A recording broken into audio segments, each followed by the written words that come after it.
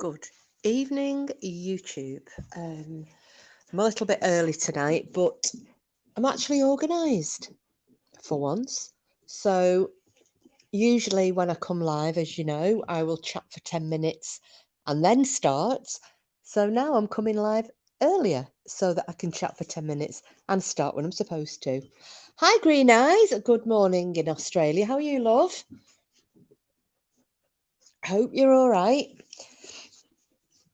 You're quick on the draw as well, which is excellent. So you get the brownie points and the shield today. How's tricks? Have you got any further with your house move yet? Up since 3 a.m. Oh God, I was like that the other morning. 4 o'clock in the morning, the dog woke me up. No idea why. He didn't want to go out. I thought maybe he wants a wee or what have you, but oh God, and I couldn't get back to sleep. I was absolutely shattered. Because obviously I'm still catching up on my sleep with this house move. And the other thing as well, I noticed this yesterday, because I'm tired, because I know you'll be the same, when you suffer from a lack of sleep a lot. Because of, I've just gone through this 4-5 weeks of moving and sorting and all the rest of it, and I haven't been sleeping. And my God, as you know, my eyes, I don't have wrinkles under them, but God, I've got them under them at the moment. So I think I need a little bit of I don't know, some therapy, eye therapy. Cooper, stop. Oh God, stop. And the dog's joining in. Hi, Voodoo. Hello.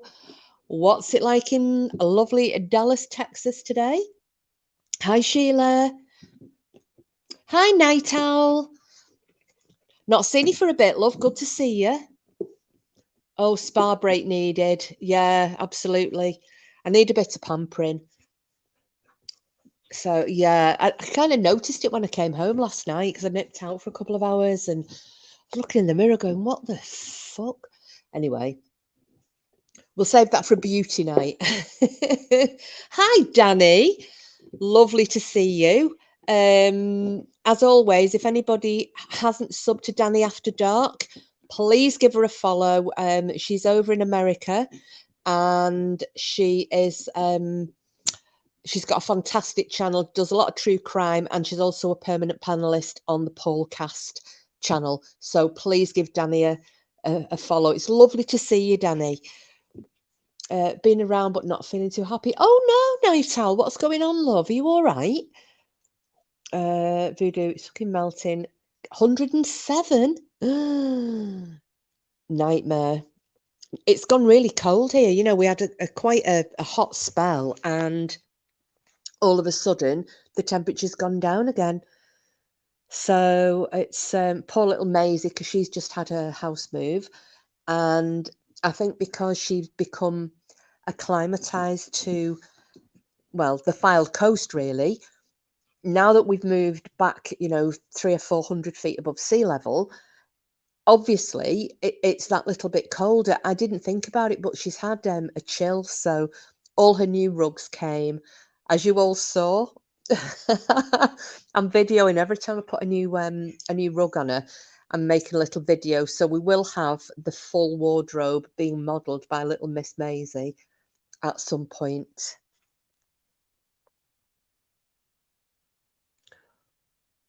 What's that, Night at? What you feeling very unattractive, or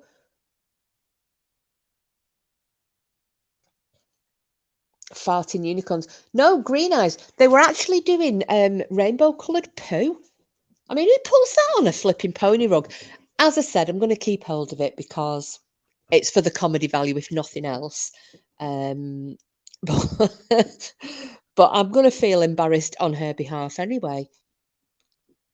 Having to go out like that. But yeah, unicorns being sick and pooing. Fair enough, they might be rainbows, but whatever. Anyway, the rug's a really good quality rug, so I will put it on her at some point and she can show you all. I wouldn't mind, though. I put one of the other rugs on her today and the little sod has gone down the fence line. She's torn it already. Hi, Brian. Hello in Bonnie, Scotland. How are you?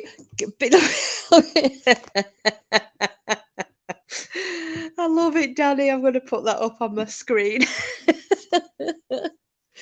Always make a coat out of it. For who, Green Eyes? Because I won't be wearing it. I'll tell you that. Even though Brian made some real nice comment, didn't he? Saying, you know, because it's that tiny, we can share it.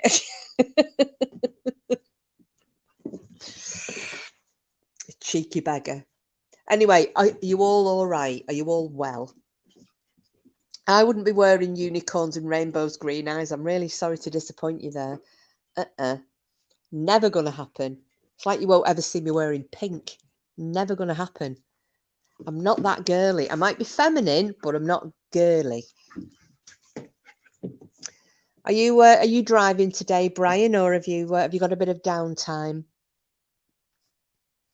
Hoping you're not going to be outnumbered and some more of the fellas come in. Although they have tended to just be listening. I think people are listening more than joining in. Raven sends her love. She's busy working, but will listen in when she can. Hi, Raven in Canada. Hello, my darling, and hope that you're all right. You ordered what unicorn wellies for me, did you know?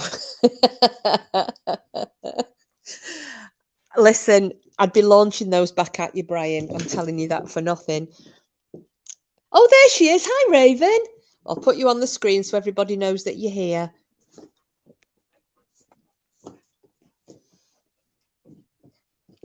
At least it's the only time of the year I actually feel safe for you because you're not getting stuck in snowdrifts in Canada with your little top of your head sticking out over the top. I always think you're going to step off your front porch and just vanish.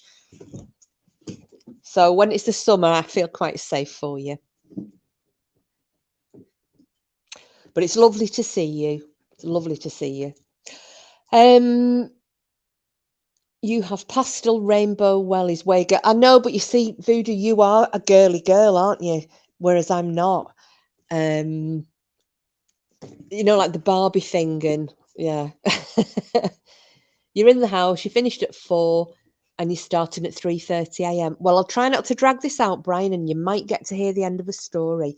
Are you going to be betting me money again tonight that I won't finish? What's Raven saying here? You just thought I would pop in and say hello before I run out of here today. No snow yet, but in another month or so I will have some. Is that how soon it's going to come in, Raven? Good grief. Well, listen, you take care, love, and thank you so much for popping in. And if you're having a listen, yeah, we do, and we do all miss you. We know that you're so busy, but it's lovely, lovely, lovely when we see you. Oh, I'll put your last message up. Miss you all. Hope to catch up with you all soon. Kay, got a run. Kiss, kiss to yous. And the same to you, sweetheart. Right. So, Cooper, be quiet. And the dog just decides he's going to start barking. Okay, so, Brian, would tell you off if he saw that. What was that? What have I missed? Oh, you mentioned clown. Hi, Janet. Lovely to see you. Coming in, I actually started. I'm more organised than I usually am today. Anyway, I can actually start, can't I? Or do you think I should leave it a little bit longer? Hello, everybody in the... I'm not going to say the peanuts. I'm going to say everyone who's listening. Welcome, welcome. And we are talking Vikings tonight because I'm very conscious that I haven't been keeping up with my Viking stories, and that's really remiss of me. So I know we all like a bit of Viking, so I'm going to do the Great Army. Obviously, that sounded wrong. I'm going to talk about the Great Army. Okay, even I couldn't do the Great Army. Oh dear me. Okay, so sorry about this. I'm just going to get rid of this dog for a second. Right, go away. Go away. Now, I can't remember. Is it Tuesday night that Frida has her... Is it Tuesday or Wednesday that Frida has girly night with her daughter? I can't remember. God, my memory at the moment. I don't know if I didn't text Wiccan. I should have done, really, and I should have texted Blue Rose to say I was going live, but it's fine. People can catch up, and Cassius. But anyway, so what I wanted to talk about, and it's because I went out last night for a couple of hours, and while I was just chatting, it wasn't anything in depth, but just happened to mention about, the Vikings and talking about, Lindisfarne and things like that. And it just made me think, and I thought, you know what? I haven't done one of my Viking podcasts for a while. And I know I promised you a lot and you have been asking. So here we are. So that was how it's come about tonight, because I had a bit of downtime as well. I had quite a busy day. So I thought, yeah, nice way to relax. I'll talk about the Vikings. So, shall we begin, or do you guys want another 5 minutes of catching up? It's entirely up to you, because we're only on 2 minutes past. But I'm happy to start now if you want me to. Or you've got a girly night. Oh, yes, of course, you're Mandy on a Friday, aren't you, Brian? Right, so, well, I think what I'll do is I will set the scene. So, we're talking the middle of the 9th century. Behave yourself, Brian, with your TikTok. Yes, Janet, she seems to be settling in a bit better than she was. So it's just she's 23 years old now, which is, she's getting on for a horse.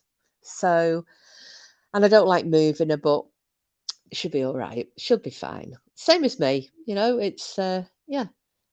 We all move on, and we all move house, and we all move jobs, and you just get used to it no matter what kind of animal you are. So right, okay, without further ado, diddly day, let's get on with it. So as I said, if you imagine now, we're in the mid to late 9th century.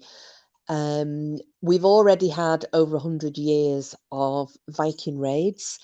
So the people of the British Isles are at this stage, they know all about the Vikings, and they're not people to be messed with. They know that they can make agreements with them, they can make peace with them, but at some point it's always going to run amok. Now, some little pockets of Norse settlers did manage to live quite peaceably with the Anglo-Saxons, but it was a small number. And obviously, when they're called upon, if there are any form of conflicts going on, then as an outnumbered, they were a minority at that time, and they were vastly outnumbered. They would obviously then side generally with the countrymen. So there was a lot of distrust directed towards the Vikings. And also, don't forget, they were pagans. The Anglo-Saxons were Christian. They had no time for this paganism, with all the many gods that they prayed for: a god of the land, a god of the sea, a god of the air. They couldn't understand it, because in their mind, everybody needed to be a Christian. Everybody needed to believe in God and Jesus, and that was it. And if you didn't, you were going to burn in hell, and you weren't to be trusted or tolerated. So not always, the Vikings didn't always get the upper hand either. They could be living quite peaceably for a spell, and then there'd be a murder, shall we say. And because they weren't Christian, then the perpetrators weren't really treated as they should have been. If they committed a murder, or they burned a house down, or they beat somebody, or they stole somebody's property, because they were doing this to people who were considered less than. So that a lot of resentment built up. Yeah, there's been Lewis joining in there, Brian. So this had gone on and off and on and off for over 100 years. Now, the Vikings had been over to Ireland, and they'd settled there. They'd established Dublin. It was a huge trade centre. There was a massive slave trade as well, running between Ireland and Scandinavia. And also, they came across the Irish Sea. They would visit England, Scotland, Wales, and if a few dozen or 100 or whatever extra slaves stuck to the numbers that they had, well, all well and good. There was nothing that the locals would fear more, especially those living on the coast, than seeing those ships coming across the water from whichever direction.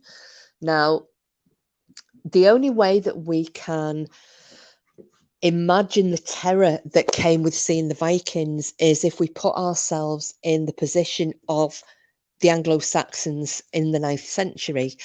And it's very, very hard to do, because we have to then take away everything that we have and that we know at the moment. So imagine for a second that there is suddenly an invading army coming across the English Channel in boats. And what will happen?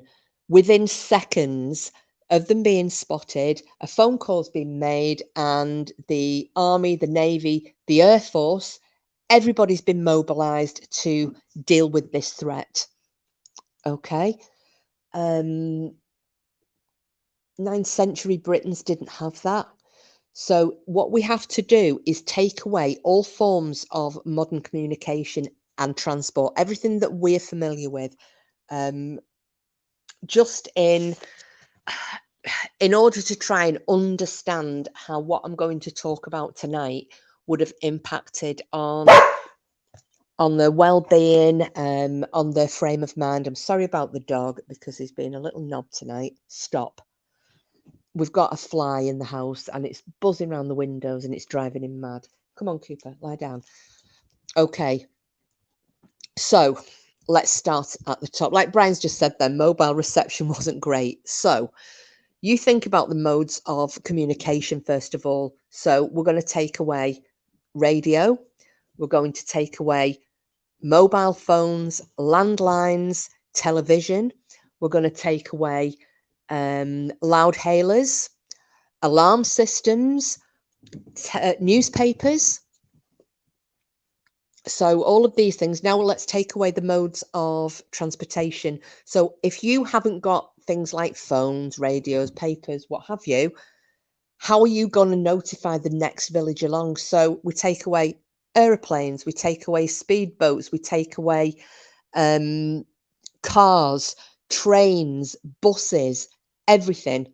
Okay, we take all that away. So the only mode, the fastest mode of transportation that you've got in order to notify people that there is an imminent threat is horseback. So the warning will only travel as fast as a horse can. Hi, Cassius. You're all right. I've literally only just started. We're just kind of setting the scene. So any warning's only going to travel that far. Yeah, they used beacons, Janet, but it wasn't as established then, because if you also think about it, if we were being invaded at the moment, the whole country will come together as a whole to defend this nation. So Army, Navy, Air Force, they're going to defend Great Britain, the United Kingdom, which whatever you want to call it, England, United Kingdom, Great Britain, Wales, Scotland, wherever's being attacked, the whole of the armed forces are going to come together. Back then, there was no United England.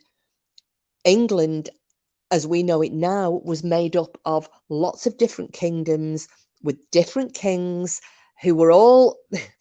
Sometimes they had a bit of an uneasy truce, but most of the time there was a lot of friction there.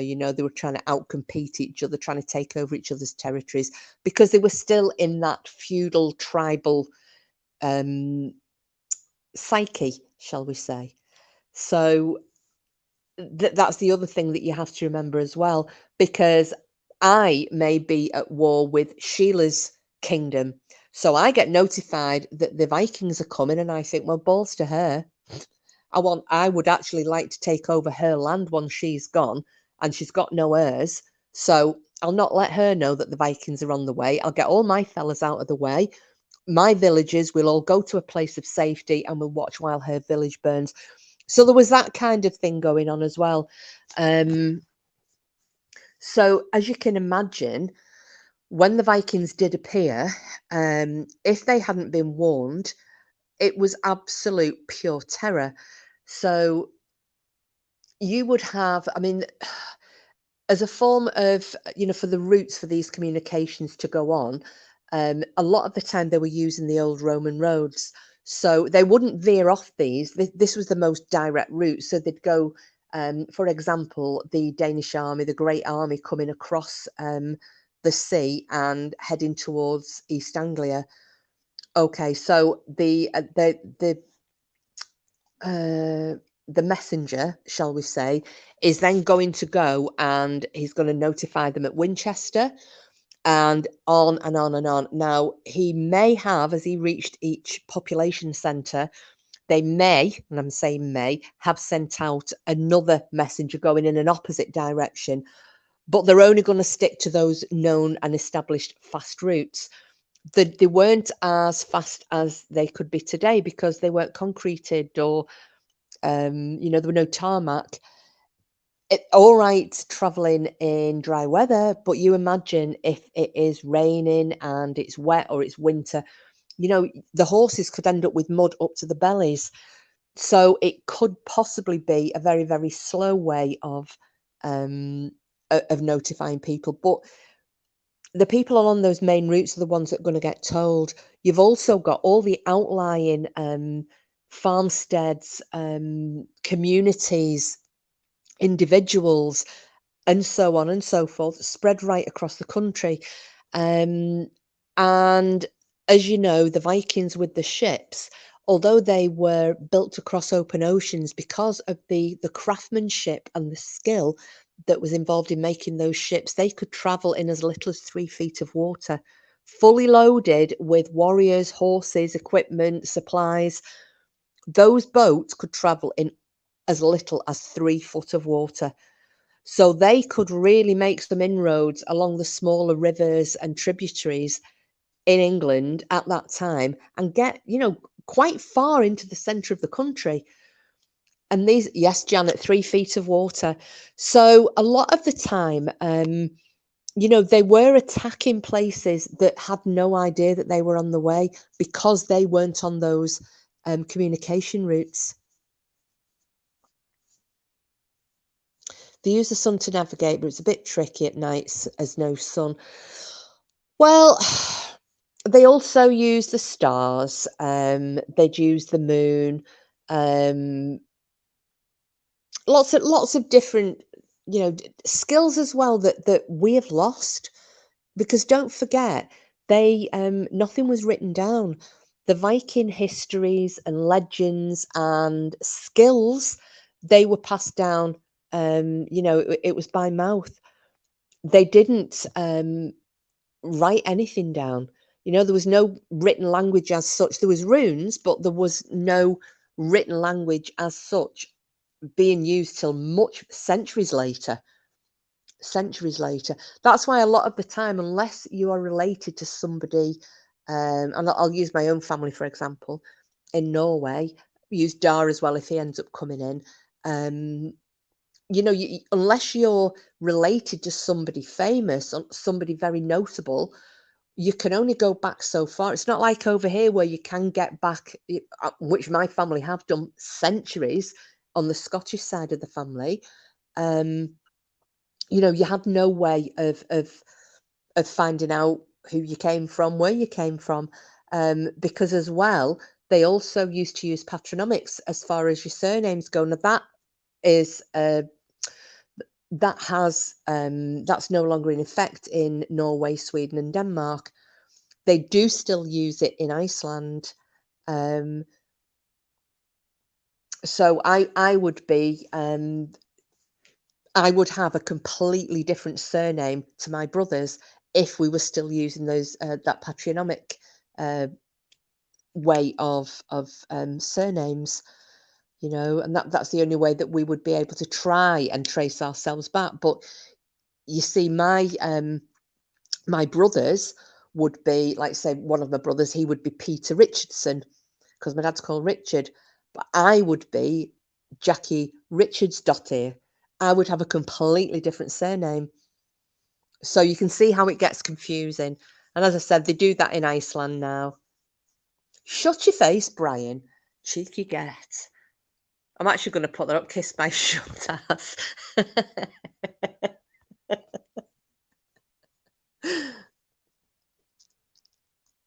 Oh, dear me. Yeah, yes, Cassius. You will take, your patronymics. I think is that how you say it? I think that is. So you'd be called after your father, but you would be like Cassius Johnson, but your sisters would be like Jane Johnsdottir. Hi, Simples. How are you, love? I've not seen you for a bit. But yeah, Cassie, so as I said, they still do that in Iceland. I think they also do it in the Faroe Islands. I think Faroese also use that. But I think they're the only two. But yeah, it caused a lot of confusion. So you've just got no chance of trying to trace back your families past a certain point. Let's just have a look at the chat because it's Brian. Going to go too far. Where's my emojis? I think I'm just going to let Brian get on with it tonight. I'm feeling very generous, Cassius. I'll just let him insult me as much as he likes.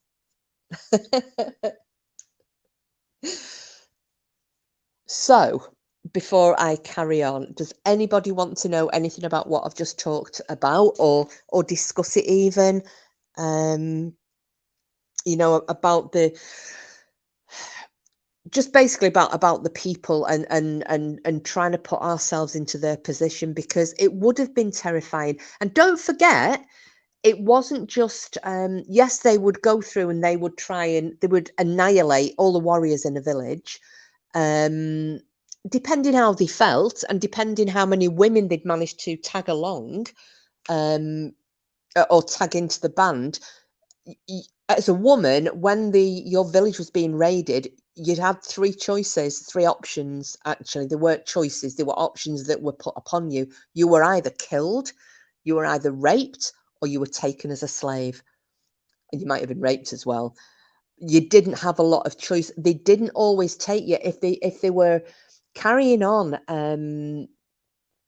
raiding and they were going to go inland or across land or what have you. They didn't want to be taking women with them, so they might use them for use them literally and kill them, or just kill them. Did people just get picked off the land for slavery?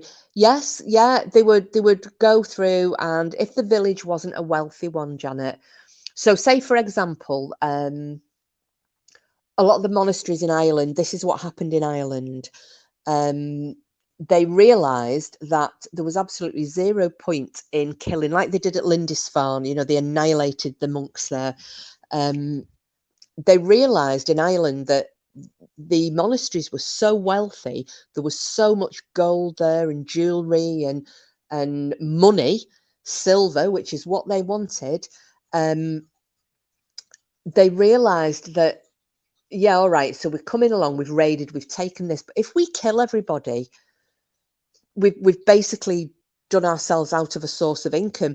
If we just go along, we crack a couple of heads and we take everything, the monks are still here to rebuild that wealth, and we'll leave it 3 or 4 years and then we'll come back and we'll do it again. So they worked this out. So initially it was just all about attacking. The leaders of these raids suddenly realized, no, we've actually got a steady income if we don't come over and annihilate everybody. And also what has been discovered, because of some of the findings at monasteries and so on, the Vikings, the first time that they were seen was not at Lindisfarne.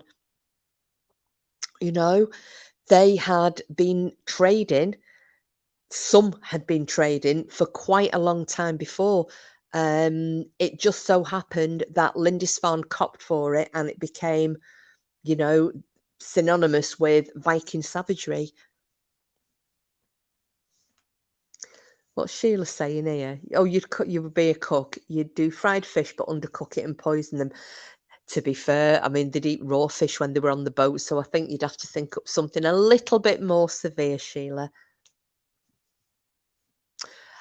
Well, I like fish, Brian. It's just I don't eat shellfish. No. I got food poisoning in Jamaica, and I've never got over it. Well, obviously, I've got over it. I just never got over the horror of it, shall we say? So yeah, people would just be, as Janet was asking, people would just be plucked out of, out of the fields or what have you. And sometimes this was the other funny thing as well, because um, a lot of the time, especially slightly later than the initial raids, when the Vikings were wanting to settle, and start to farm and establish, their own settlements in England. A lot of these guys, they either had wives back in Norway or no wives at all, so they were taking the local women um, as their wives. And I mean, some, eventually they did send over to Norway. Well, I'm going to use Norway as an example. They'd sent over to Norway and got the wives and children and mothers brought over. But in the interim, what do you do? And these are young guys full of testosterone, and it was different times, wasn't it? So if they want a woman, they're gonna take her. It's just one of those things they're not gonna do without. And unfortunately, a lot of local women, they ended up as, I don't know, could you say concubines, but wives as well. It wasn't just all about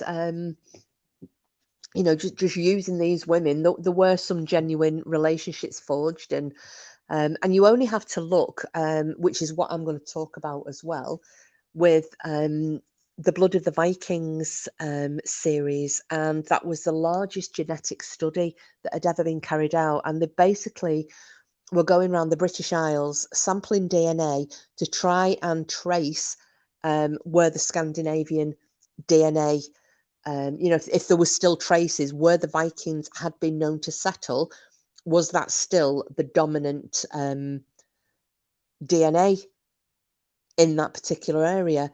And as you all remember, when we were talking about the Danelaw and the line that was drawn basically across from East Anglia right up to the Liverpool area, everything below that line, in that diagonal line, was England, and everything above it was the Danelaw, and that's where the Vikings were told to stay. And when they've then gone back, and if you look at place names, a lot of those above the Danelaw line are Scandinavian. You've got Scandinavian origins or meanings or what have you.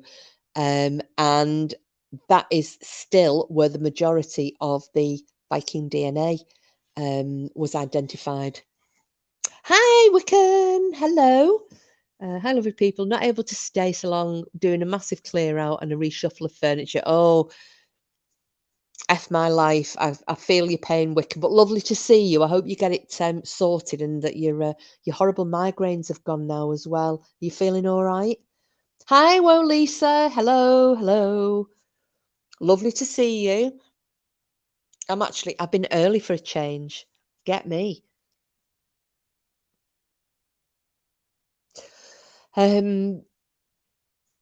Yes, so as I was saying then, with the DNA testing that they did, the amount of Viking, now I'm saying Viking, I'm going to go back a little bit.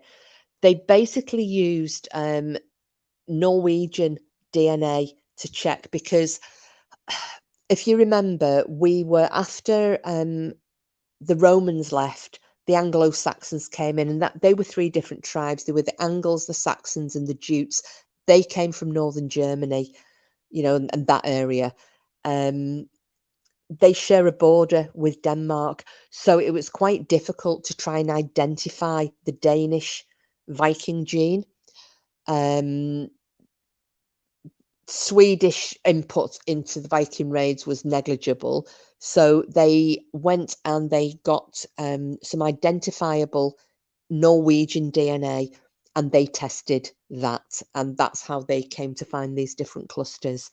And it was absolutely fascinating because the amount of DNA that is still showing in these areas proves that this wasn't a case of, Viking raiding parties coming over and raping and pillaging and leaving the DNA with the local women. There was too much there for that. This is a population. These are people that have intermarried, interbred, whichever. So yeah, it wasn't all nasties. It wasn't all just the how do I say it? Casual bumping of uglies.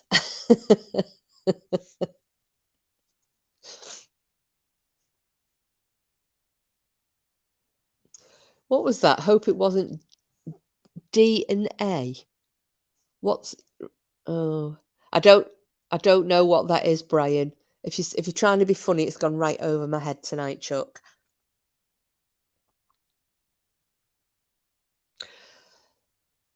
So, shall we carry on? Do you want to chat a little bit more? Oh, right. Sorry, Brian. I've got you. I've got you.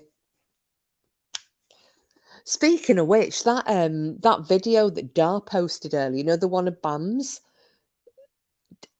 what does he sound like on that? When they're saying, "Oh, you did this," and no, I never.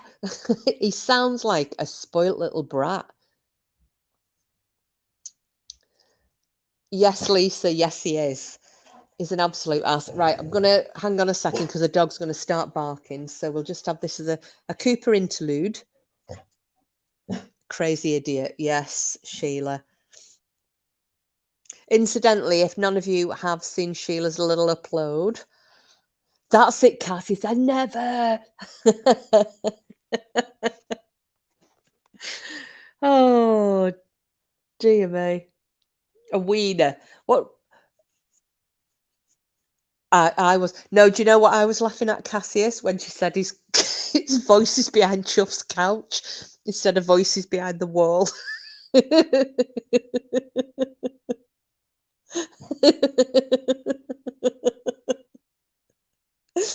Oh, brilliant, Lisa. I know.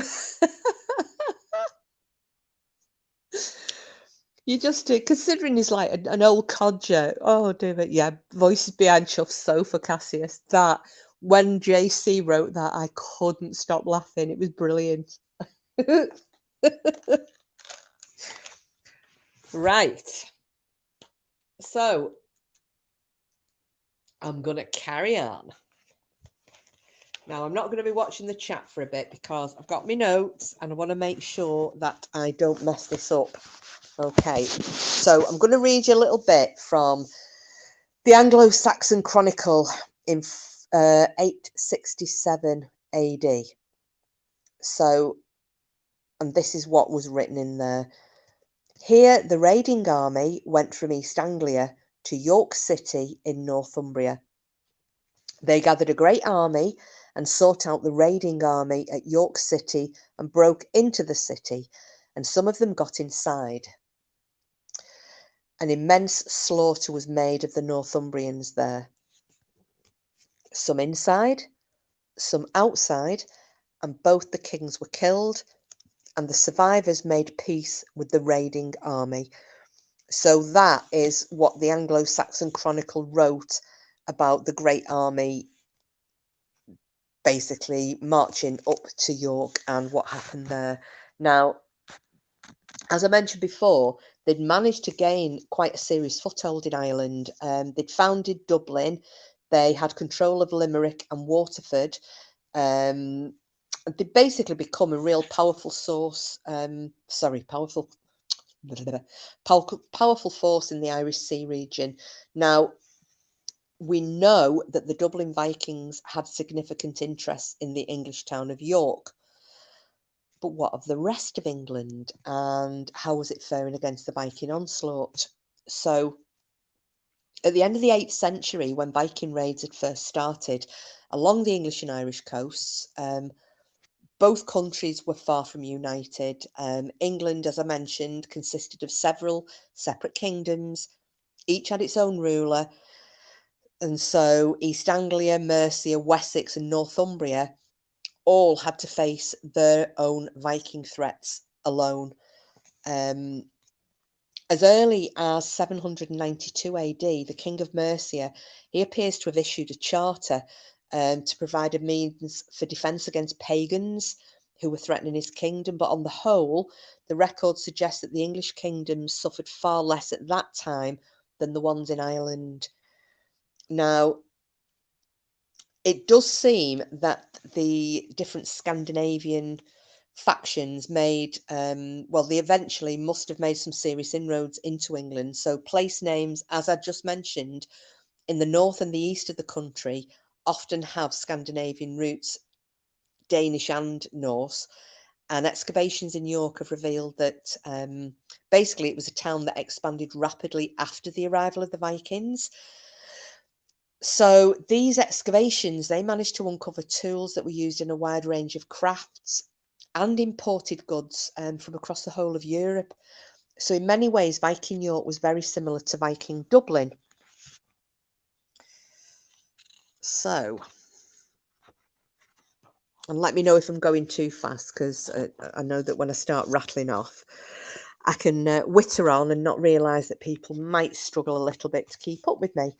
So York, I mean, I love York, absolutely love it. But York could have been a single strong Viking outpost in England, perhaps run by a few powerful Scandinavians without many actually settling there. Or the development of the Viking town could have been merely one part of a greater process of mass migration from the Viking homelands. So, in view of the evidence from place names, the mass migration idea seems more likely. Although archaeological evidence for Scandinavian presence it's generally quite sparse, and physical traces of Scandinavian settlements are virtually non-existent. I mean, they find when they find anything that indicates a Viking settlement outside of the major cities, oh God, it's like everybody's Christmas has come at once. The archaeologists go absolutely crackers. Now, finding personal possessions such as weapons or jewellery in a grave can be explained as part of pagan beliefs. Now, they were there for the dead to use in the afterlife, and these are some of the things that metal detectorists are finding. There's a lot of mixed feelings on metal detectorists. A lot of damage can be done to ancient sites, and has been done, because people come in and do what they call night hawking. So they will say, for example, I found a Viking hoard in my back garden and I happened to mention it, and I was getting the archaeologist to come down from Lancaster University or wherever, or Liverpool University, and metal detectorists would come and sneak in at night and basically strip the entire site, and that's called night hawking. So we know a lot of that goes on. We also know a lot of Viking finds, especially grave goods and hoards as well. They put them on the open market without actually letting the local museums know that these have been found, and as a result, a lot of settlements have never been identified, because the metal detectorists have just kind of wiped them clean. They want to sell things. They don't want to have to tell, in case they have to hand them over, you see. Who remembers that gold hoard that man found with the metal detector? Yes, Lisa. 2 guys that were charged for finding coins. There's a lot of it goes on, Cassius. I mean, at the moment, I think it's the largest Viking hoard is the Curedale hoard, which is in Lancashire, or was in Lancashire, and that was found in the banks of the River Ribble. not far from Ribchester.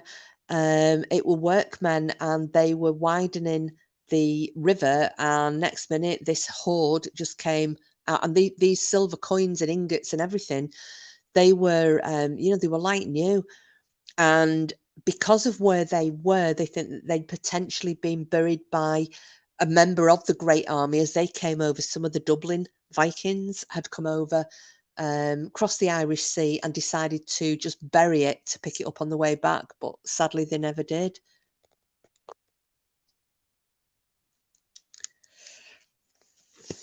So, we're missing a lot of opportunities.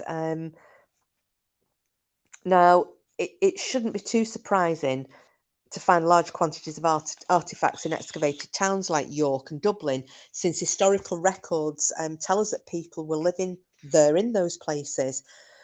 But how do we explain the discovery of individual pieces of jewellery and ornaments and pieces of horse harness that are scattered across the north and the east of England?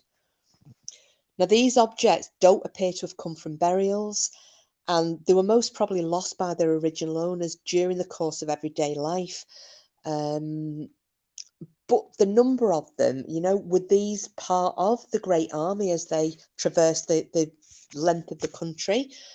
Who were the original owners of all these bits? Now, only rarely can archaeology tell us the history of a particular item. So, for example, there's the Alfred jewel, which is inscribed with the king's name. But style and ornament can be used to suggest the taste of the owner, possibly point a finger at a particular group of people. But there's no doubt that many of the metal objects that have been reported have been in a Scandinavian style. So, were they lost by Scandinavians? It's a possibility, but not a certainty, because they could have also belonged to Anglo-Saxons trying to fit in.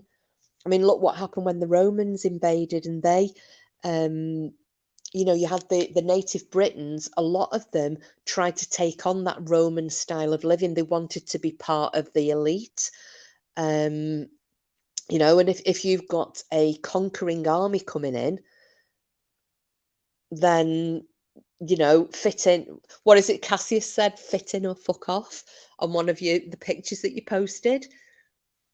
So it's, do I want to get slaughtered? Do I want to fit in? I'm going to fit in. I'll start wearing a Scandinavian style of clothing, Scandinavian ornaments, knives. I'll use the combs that they use. Because the Scandinavians were very into the looks as well. Yeah, that's it, Cassius, fitting or fuck off. Yes, there was Wicken, a huge Viking settlement found in Dublin. And also when they were, was it the train lines they were building the railway through Dublin, and in the museum in Dublin, they've got loads of Viking swords. They were just being pulled out all over the place by the navvies at the time. What's that? When we built in Lady Lawson Street, we had an archaeologist on site 24/7.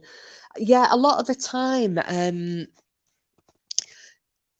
nowadays it does become common practice if you're doing any form of work, especially in city centres, town centres.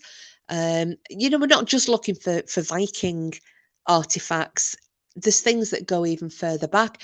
I mean, look at Colchester, and London as well, and a few other places with the Boudicca destruction layer.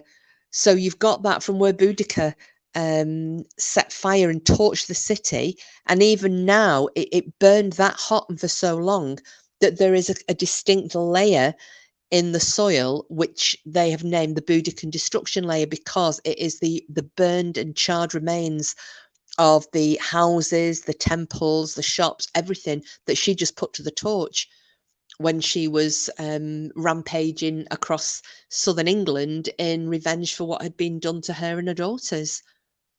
So, that there's always something that you want to find. I think I told you about one of my projects, and again we found something there. As a matter of course, the archaeologists were just following us with the diggers, and we had to call a stop to the project because something was found, and the county archaeologist came down, find of a lifetime. I'm not talking about that here because it's not Viking, it isn't Viking related. But anyway, so yeah, and it's a good thing. It's not always the best for the developers, but hopefully it will help us to get a better picture of what was going on back then. Now, like the native Irish, the Anglo-Saxons, and again I mentioned this earlier, they're likely to have traded with the Scandinavian settlers, and they may have received these objects that are being found. They might have received these objects as part of a process of exchange, instead of money, or even as gifts. How we view these objects affects our view of the extent to which Scandinavian settlers spread out around the country. And it may not have been the Vikings who reached the place where a piece of jewellery was found. It could have been an Anglo-Saxon trader. He may have visited York or Dublin, brought the goods back with him, perhaps as a present for his wife or his daughter. And if the jewellery changed hands once, 2, 3, 4 times, the Scandinavian connection comes, it's even more distant. So, well, then there's also a third possibility. So many of the brooches that have been found are not of a particularly high quality. They're certainly not up to the standards of craftsmanship that's found in York or Dublin. Now, perhaps the Anglo-Saxon traders could not afford the better quality goods, or perhaps the brooches weren't even made by a Viking craftsman. They might be inferior quality metalwork, which was a result of an Anglo-Saxon craftsman trying his hand at a new style or design. It may have been that Scandinavian culture was spreading across Britain rather than the Scandinavian people. Who can say? I don't think we're ever going to know. Now, and I think this was what Sheila was mentioning before. I find sometimes does tell an unambiguous story of foreign lands, and it's like the metal object that was found by a metal detectorist in 1999. So he wasn't sure what it might be. So he took it to the Norfolk Museum Service, where it was identified as part of a bronze handle in the shape of 2 horses and a rider. And it would have been attached to a small piece of iron and used as a striker light, which is that's like the Viking equivalent of a box of matches, little striker light, or a tinderbox, that type of thing. Now, striker lights were used by Scandinavians in Norway and Finland, but they were most popular in Russia. Now, maybe this one, the first one to ever be found in Britain, was brought here by a Viking who had also spent time in Russia, because we do know that they used to go raiding, they'd go east.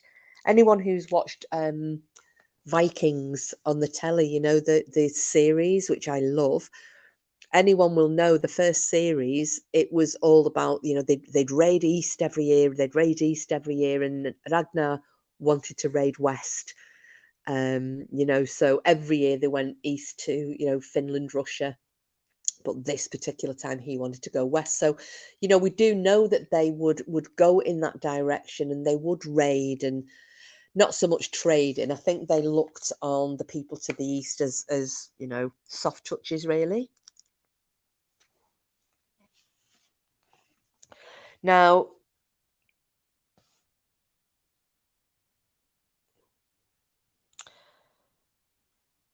after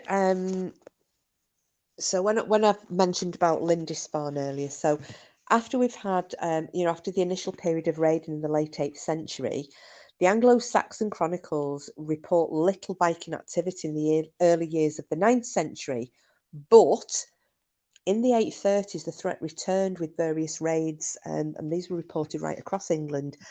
Now, these were hit and run affairs. They had victories for the English and for the Scandinavians, and the attacks that were occurring now, they were just an extension of what had begun with the raid on Lindisfarne in 793. But by the middle of the 9th century, the Vikings were no longer carrying out just isolated raids. The new threat to England came from Danish Vikings, and this conflict escalated in 850 when they spent the first winter in England, and they set up camp on Thanet. Now, 4 years later, a group overwintered on Sheppey, And in both years, the chronicler noted that more lengthy stays, these more lengthy stays as more important and significant events. And the Danes were changing the tactics. So rather than simply carrying off whatever they could find of value, they were probably beginning to consider the possibility of trying to take and hang on to some land of their own. Now, the size of the Viking forces was also on an increase. And although the chronicler does not always provide specific numbers, the use of the word great is significant because in 865, the first great army marks the arrival of more Danes than had previously been seen in England. Now, this is a little quote from the Anglo-Saxon Chronicle, and the same year a great heathen raiding army came to the land of the English and took winter quarters from the East Anglians and were provided with horses there, and they made peace with them.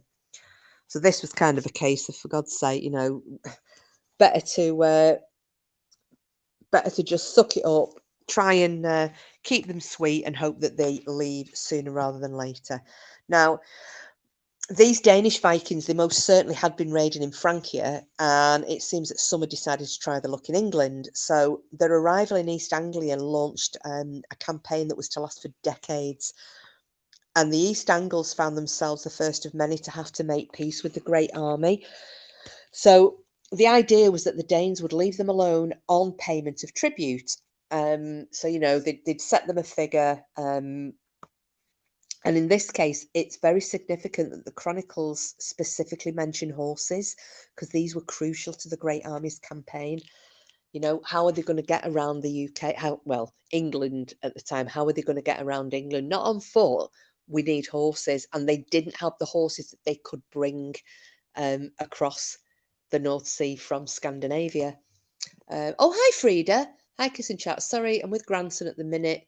We'll catch up, Chris, if you leave the live. Oh, absolutely, I'll leave it up. He might enjoy this one, Frida. We're talking about the Vikings, and I know that he enjoys the Viking stories.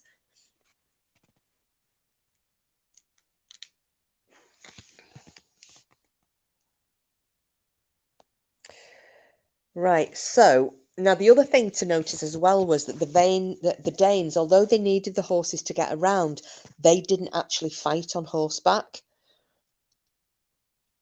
Effectively, they were a mounted infantry, so they were only using the horses as a mean of transport rather than as cavalry. And this is clear from contemporary descriptions of battles at which the Vikings arrive on horseback, dismount, and then begin combat.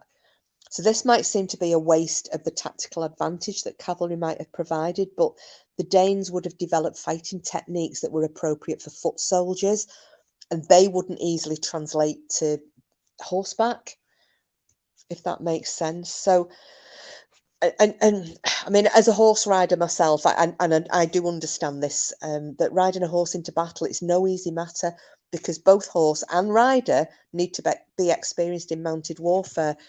I know damn well if I'd have got on my Arab mare and started swinging a knife or a sword or a shield round near her head, I'd have been on the floor.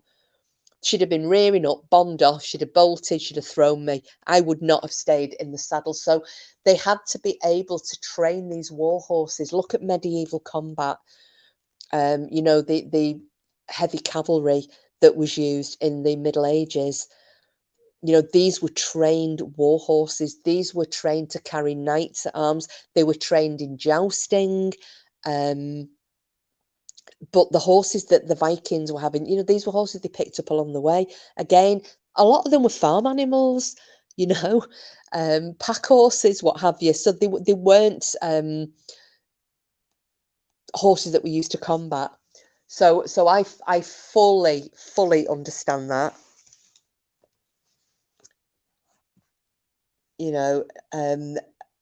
And not every animal, it's really difficult, especially flighty animals, to keep them under control in a noisy and violent battlefield. And as I just said then, the Danes gathered horses as they travelled, and obviously they were raiding constantly, so they didn't have time to train horses. Yeah, heavy armour horses, Cassius, they were later. That was in the medieval period. So you're talking the Normans, So what we are now, so another 100, 150 years, maybe even 200 years before they're using heavy horse.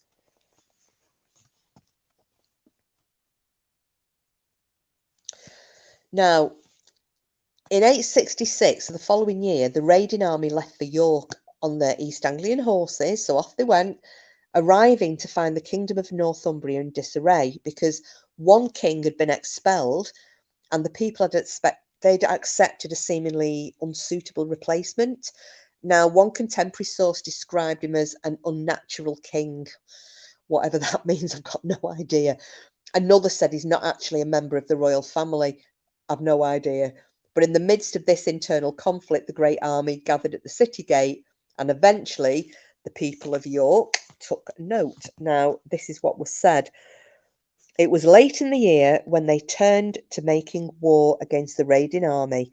Nevertheless, they gathered a great army and sought out the raiding army in York City and broke into the city, and some of them got inside, and an immense slaughter was made of the Northumbrians there, some inside, some outside, and both the kings were killed, and the survivors made peace with the raiding army. So that's the statement that I made right at the start of this. Now, as both of the potential leaders were dead, the Northumbrians were forced to put themselves in the hands of the Danes. And with the sights set on further conquests in English territory, the Danes left an Anglo-Saxon puppet king in charge. So, basically, look after this for us, we'll be back. Now, in this manner, the city was successfully run for over a decade. So it provided the Great Army with what was basically a base from which to conduct the rest of their campaign. And one of the leaders of the Great Army was a guy called Halfdan. But apart from his name, there's little that's known about him. And the Great Army itself is a bit of a mystery because the only sources we've got are the Anglo-Saxon chronicles. Now, in there, the raiding army plays an important part, and an account of the life of Alfred the Great, and he would, become involved in the fight against the Danes.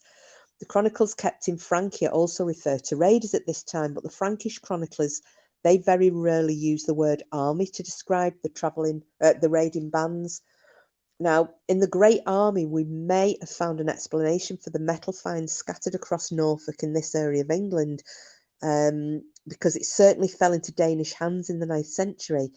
Now, there are other finds, though, that could possibly be more closely linked to the Great Army itself. Now, a 9th century sword, which was found in the River Wensum in Northwich, was going to say then, in Norwich, that may have been lost by one of its members, or it may have been deliberate. I can't even speak, I'm so sorry. It may have even been deliberately deposited in the river as part of a funeral rite. Now, swords were highly prized possessions, and a Viking warrior would have treasured his most important weapon, and on his death, his companions might sacrifice his sword, but they'd bend the blade to kill the weapon before hurling it into the river or the sea or what have you, as an offering. Now, one aspect of these new invaders, which all the record books seem to agree on, is that the Vikings came from Denmark. These were all Danish Vikings, and by the 9th century, the Danish kingdom included part of northern Germany, and the Danes had a degree of control over local rulers in western and northern Norway. Now, whether the Great Army was connected with the ruling families of Denmark, it's not clear, although some of the leaders of raiding bands might have been banished members of the Danish royal family. I'm just not sure. They've lost their position in society to more forceful rivals, so they then decide to look overseas to get the wealth. But even when they're engaged in a life of raiding, it seems that the Danes may still have been at least partly under the control of the rulers of the homeland. Now, other Viking bands were probably led by local chieftains. They joined with landowners or farmers, and they created small flotillas of ships that set out, as they all did, on raiding missions to supplement their income. It was a very hard life in Scandinavia at the time. If you look at the minimal farming land in Norway, because there were little strips of land that were, available against the fjords, and then you've also got in Denmark, it's very sandy. So, if times were hard, then yeah, they needed to supplement and feed themselves, not just supplement their income, feed themselves and their families. Now, the Viking forces that became known as the Great Army, they may have been forced into exile or have just decided to try the luck abroad. But whatever the reasons for leaving, by the late 9th century, they were probably very experienced warriors.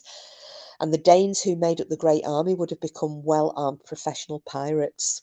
So there would have been a number of different leaders, as well as Halfdan. There was Ivar and Ubba. They appear in accounts of the early conflicts. Reinforcements, which were probably under other Danish leaders, are noted to have arrived at various stages during the years. And this was while the Great Army was attacking Britain. But trying to decipher the relationship between these various groups, it's complicated. And as I've said before, there's a shortage of written records. The Scandinavians weren't keeping written records. We've got to rely on the monasteries. We've got to rely on the Anglo-Saxon chronicles. Even the overall size of the Great Army, it's a subject for debate because the description Great Army appears in the Anglo-Saxon chronicles, applied to forces that arrived in 865, 871 and 892. To have warranted this name, the armies must have been significantly larger than those that had been seen in raiding groups in earlier years. But precise size is impossible to calculate.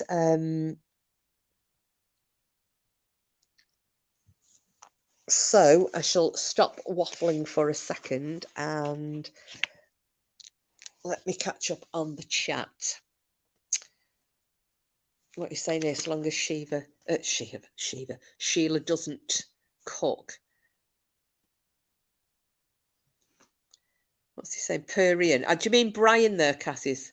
How you get away with it? You know they all want to meet you to square up and get revenge.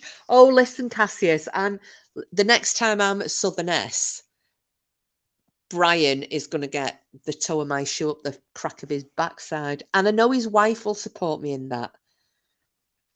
Hope she's listening. Isn't that right, Shona? Shit, before you say our Brian no type. And here we have Cassius types with elbows. He's back. He's never let us down.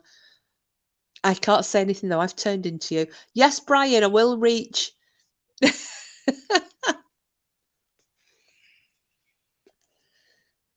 Now, did you ever? I'm just going to go off on a little tangent for a second before I start.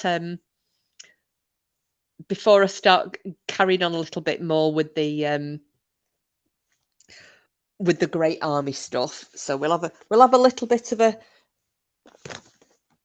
a drink because my mouth's like Gandhi's flip flop, and we can have a little bit of a chit chat. So, what do you think so far of what the Great Army was about and up to? Because it's. I think because a lot of people have watched the Vikings series, they kind of think it's a bit like that. It's all being led by Ragnar and or Rollo or Björn, and it's not. It's not only were they not Norwegian, they were Danish, but it was just kind of a little band and another little band and another little band, and they all banded together. Green Eyes is smaller than me. Perfect time for a drink. It is, Lady Witch. I think I can't remember who's the smallest. Is it Raven or Green Eyes? But basically, they're smaller than me.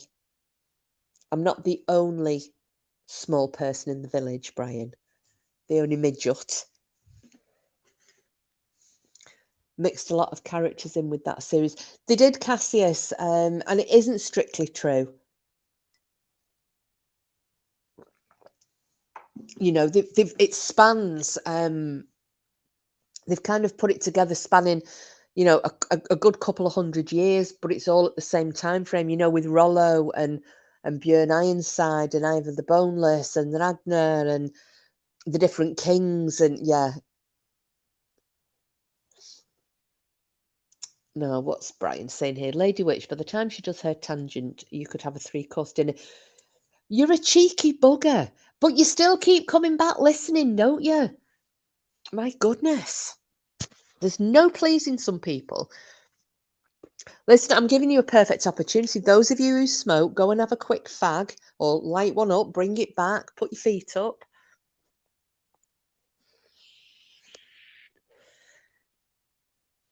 I'm having a little toot on my flute, me vape, although I've not really been using it that much.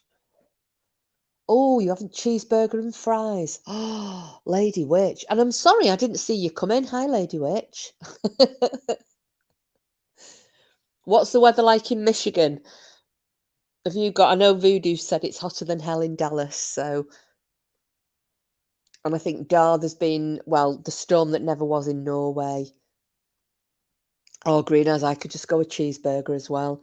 And I can't because I'm on a mad diet. I'm being really good. It's my friend Jill's wedding on the 23rd of September. And I've got that little designer dress to get into, and I am going to get into it, I promise. What's this? Anywho, there was a good documentary where the guy that played Rollo went, and I looked at the real grave of Rollo.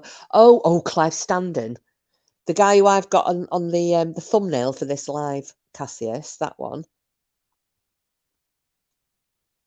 Oh, is it? Yeah, it's not been spad here today.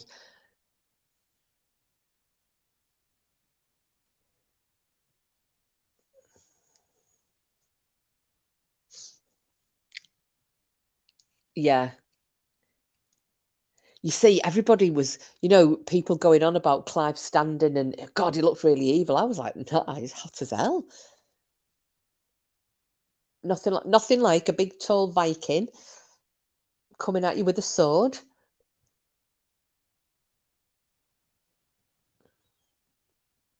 I think I'd have been killed though. I don't think they would have carried me off. I think I would have been killed. Warm, but not too bad. 80 and breezy coming off the lake, so it's quite nice. Oh, that sounds lovely, Lady Witch. Nice and refreshing. Cassie's in the sun all day. I know you top your tan up quite a lot, don't you, mister? I think he was brilliant in that series, Cassius. Sold as a slave. No, I don't think I would have done. I think they would have killed me.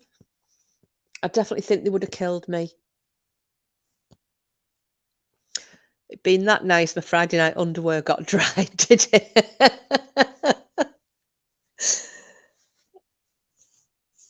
Hey, I'll tell you what. Do you know what the one good thing is about well, there's several good things, but one good thing about not living on the coast anymore, I can dry washing on the line without getting seagull shit on it.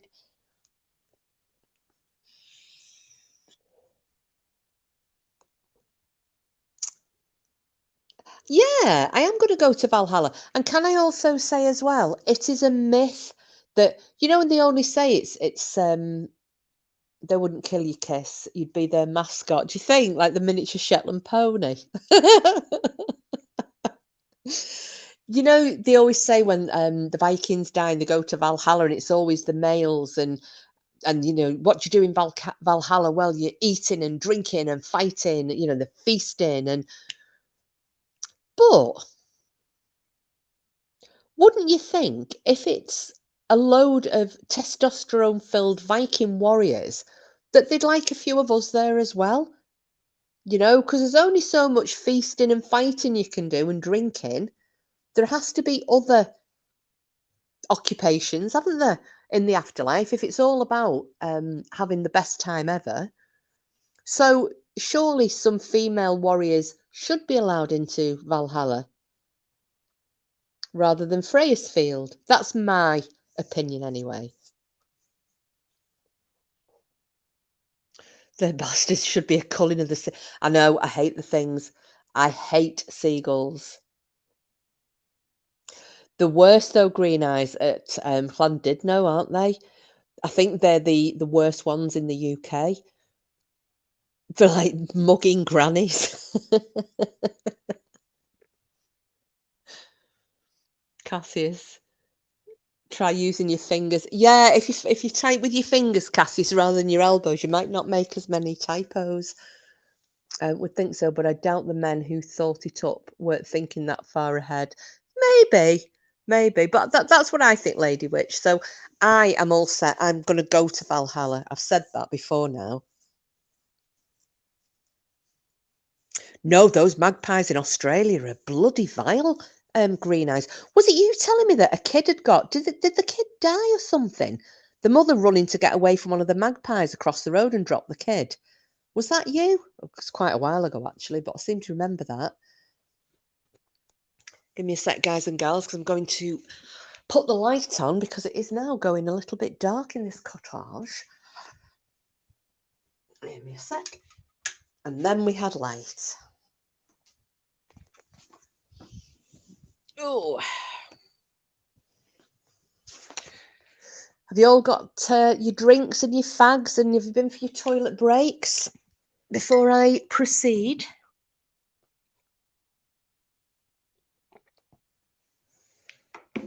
Speaking of Valhalla, I mentioned that last night. Do you all remember me telling you about the bar that was in York, the Valhalla bar?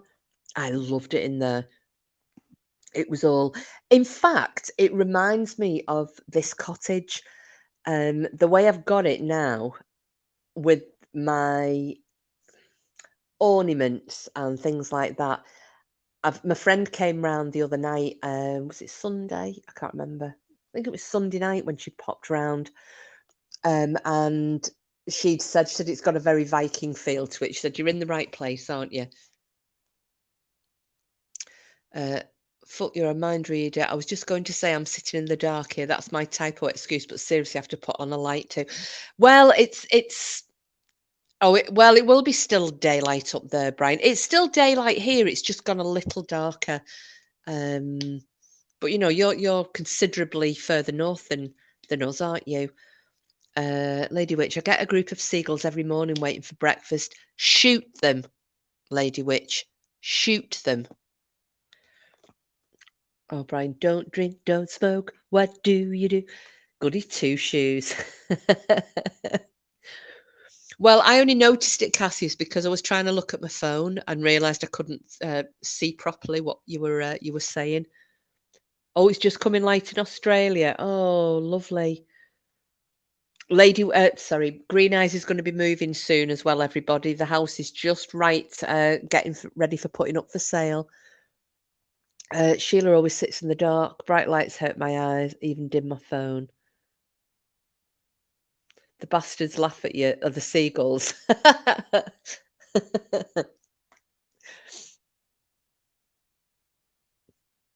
I know, yay, indeed. Oh, that'll be a relief, won't it? And then you get to be with your husband more rather than all of this traveling and working away business. No, she's not coming back over to the UK, Brian. They're going to... It's Cairns, isn't it, you have to move into, Green Eyes?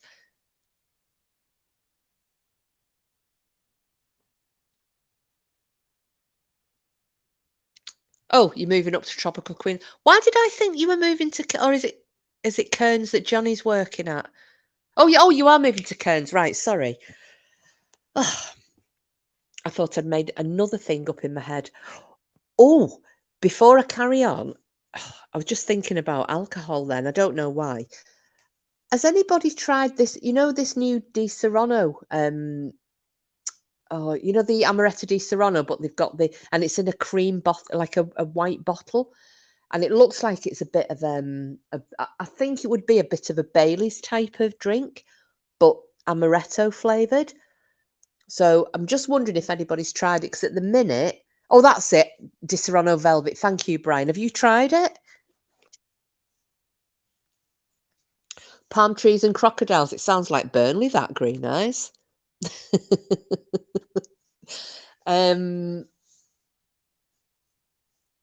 Yeah, because at the minute in Asda, it should be, I think it should be 17 quid, and they've got it on offer for 13. And I nearly got some, but I thought, no, I'll hold off till I find out if it's nice. But 13 quid, I mean, God, you'll spend that on 2 gins in the pub, won't you? Oh, something else I tried last night as well. Non-alcoholic pink gin. It was slight strawberry flavored with a Mediterranean tonic, and it was lovely. Crocodile's not.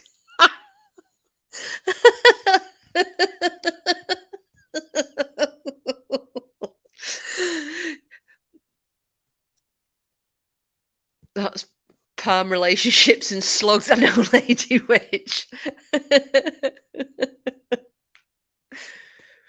Can I just say, is anybody else looking at the screen at what Cassius has written on there and doing it in that Norwegian accent? I don't know if it's just me or if anybody else is doing it. Every time I look at it, I'm hearing that voice.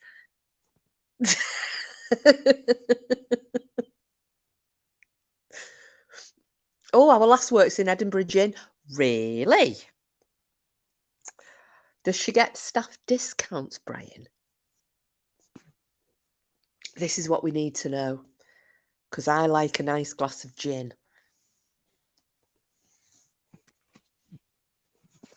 Do you? I'm glad it isn't just me, Cassius, or... Oh, my goodness, yeah. Oh, gosh, I never... Oh, gosh. Sorry to people listening who have got no idea what we're talking about. I am now going to get back onto my Vikings. So we've had a little interlude.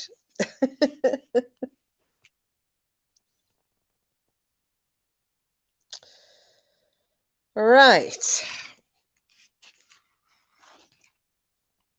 So...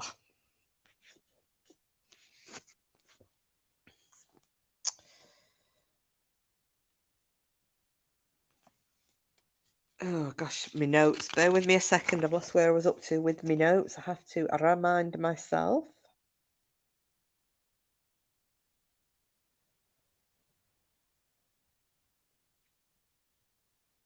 Right, okay. There is a little story here about the Danish being like the Danish Vikings being more like professional pirates. So I think the opinion of the Danish Vikings, the Norwegian Vikings were the warriors, but the the Danish Vikings were more into the piracy.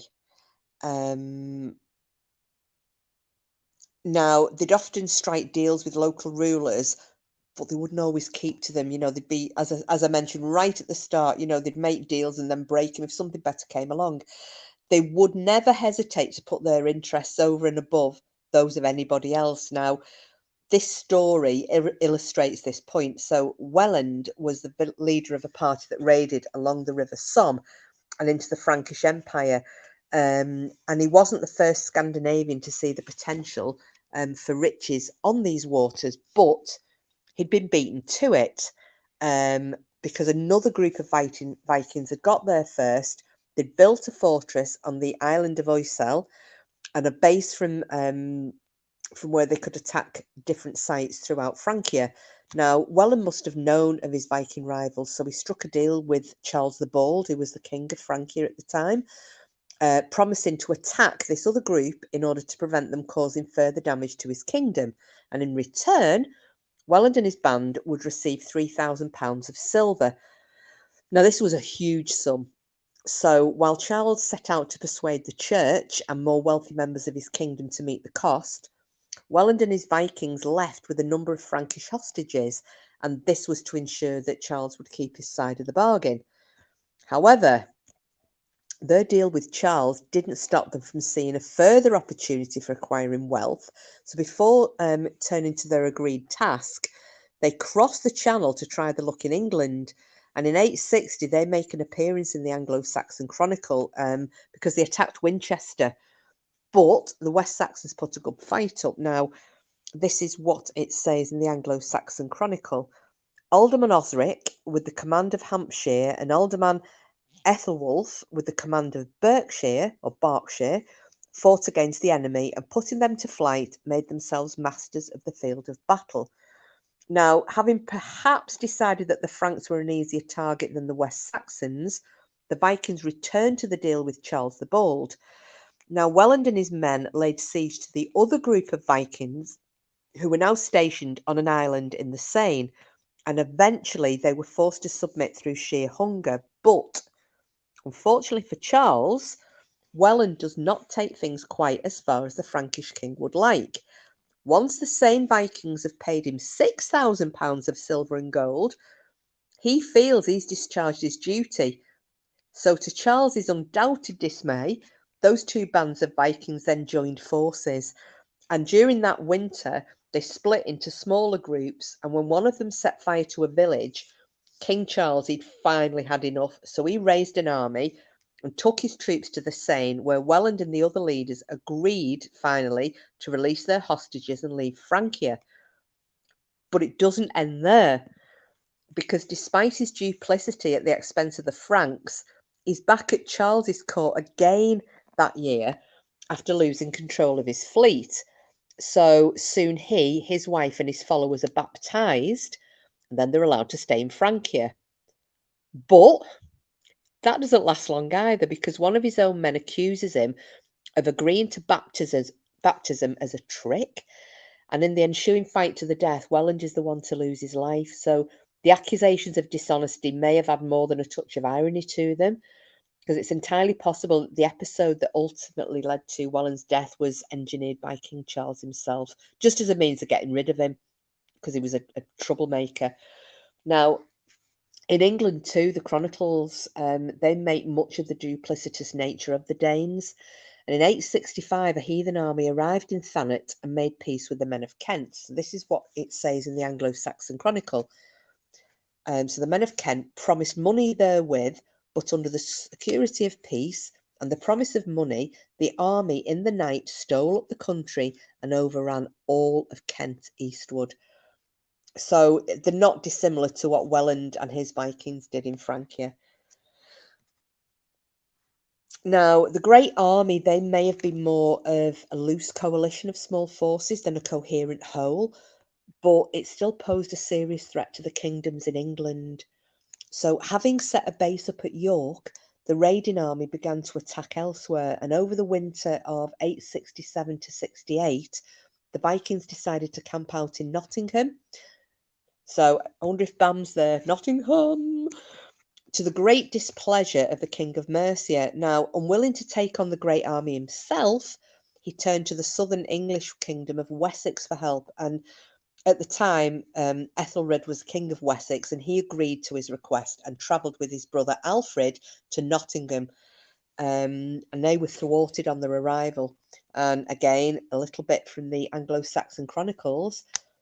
Since the pagans, protected by the defences of the fortress, refused to give battle, and the Christians could not break the wall, peace was made between the Mercians and the pagans, and the two brothers, Ethelred and Alfred, returned home with their forces. Excuse me. Now, after briefly returning to York, in 869 the army appeared once again in East Anglia, and Edmund, who was the king in those parts, having paid tribute only 4 years previously, he just was not prepared to pay them again. So the Danes decided on a change of tactic. Now, perhaps due to their successes elsewhere, they may have decided that tribute alone was no longer enough. So when King Edmund rode into battle, he was brutally killed. And this time, rather than simply obtaining the normal tribute, the Vikings just overran his lands. Now, this was the Danes' first real conquest on mainland Britain. Now,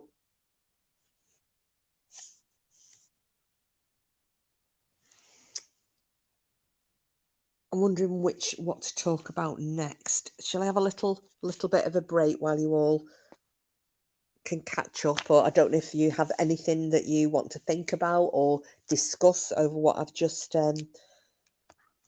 mentioned, or are you all just talking alcohol, which it looks like. Glavar. I'm not that. Do you know what? I've only tried it once, Green Eyes, and I wasn't that fussed on it. I like myself a decent single malt, but no, the Glavar, not so much. Now, I do like a glass of mead. I don't think that is my Viking origins. I just think it's because I've got a really sweet tooth. But I love mead. Anybody who doesn't know the Lancashire Mead Company, if you check them out online, I have tried probably 4 of their different different mixes of mead. Really nice, really nice. My favourite is a Scaldi. Love it. I love that one. It's so nice. There is a Lockie one, which is really nice as well. But yeah, anybody interested, just check them out. The Lancashire Mead Company. They do mail order. It's much nicer. I know I shouldn't do it, but I wouldn't bother with the Lindisfarne mead. It, to me personally, I think that tastes quite watery. I mean, I know it's brewed to an age-old recipe, and it's very popular. But when you've tried the Lancashire mead and then you've tried the Lindisfarne mead, it's a world apart. But it's lovely.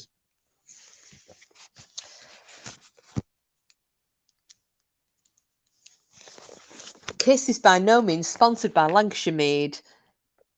No other meads are available. No, I can just give an unbiased opinion because I'm not sponsored by anybody. But I will 100% recommend the Lancashire Mead Company. Beautiful, beautiful mead. It's like, oh, Brian, you might remember now. What is the name of that? It's a Scottish. They make the hedgerow wines. I can't remember the flipping name of them. They're not cheap either, but they do like the blackberry, the hedgerow, or they do a wild strawberry or raspberry wine, and they do the elderflower wine, or rather elderflower champagne, isn't it? No, not Buckfast. And Buckfast isn't even made in Scotland, it's just drunk in Scotland. No, no, no, no. It's a brand of it's wines, and they're made at apologies, I'm not joining in. My internet keeps dropping. It's driving me nuts. Oh, Janet, I've had problems today. You're not with Sky, are you, by any chance?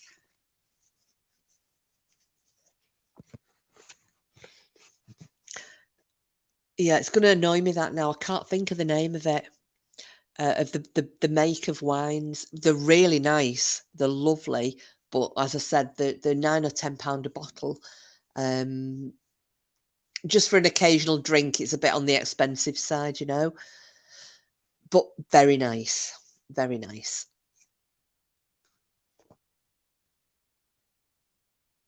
Yeah, mine was never this shite, Sheila, but it is at the moment. Then again, though, I had Sky in I was using Sky in Blackpool, Virgin Superfast broadband. That's absolutely shit. Oh, my face has just vanished. What the f? That's because I've just been slagging Sky off, isn't it?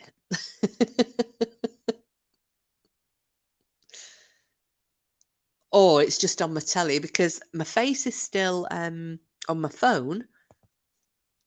But so you said it's just gone, right? I can still see it on my phone. I've not done anything. I think Sky have just decided to kind of make me leave. Little shit bags. Hang on, I'll see if I can get myself back. If I cut myself off, stay right there, and I will be back. Just give me a second, and I'll see.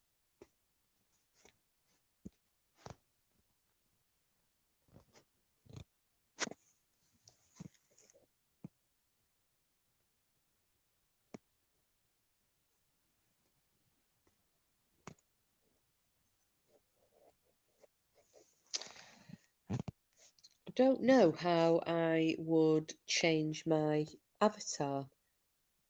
No, it's not No, what do they call that? You don't pronounce it Belvoir, do you? Is it Beaver, isn't it? Beaver Farm. No, it's not that one. It's a different one again. Um, right, I'm going to try. Right, just chat amongst yourselves for a minute. I'm going to bring myself back.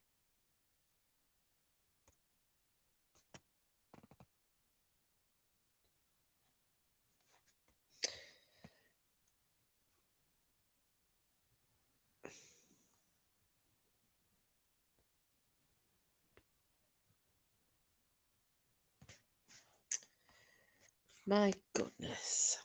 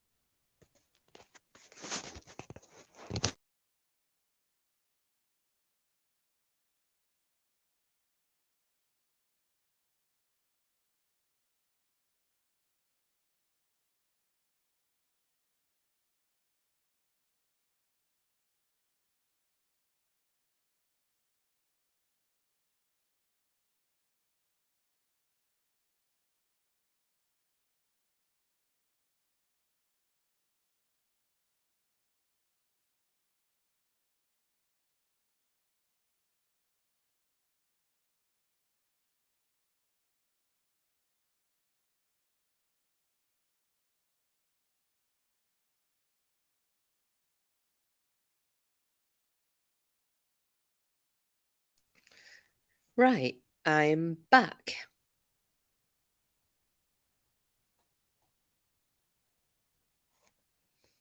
Beaver farm. Now, I don't know why my hair's looking red there. That's anyway, whatever. I'm back. I'm back. Right, let us carry on. Now,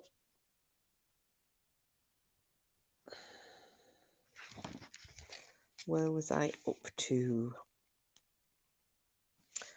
Because I've made some notes here because there was one bit that I really wanted to, and I can't find my notes. I wanted to talk about Repton.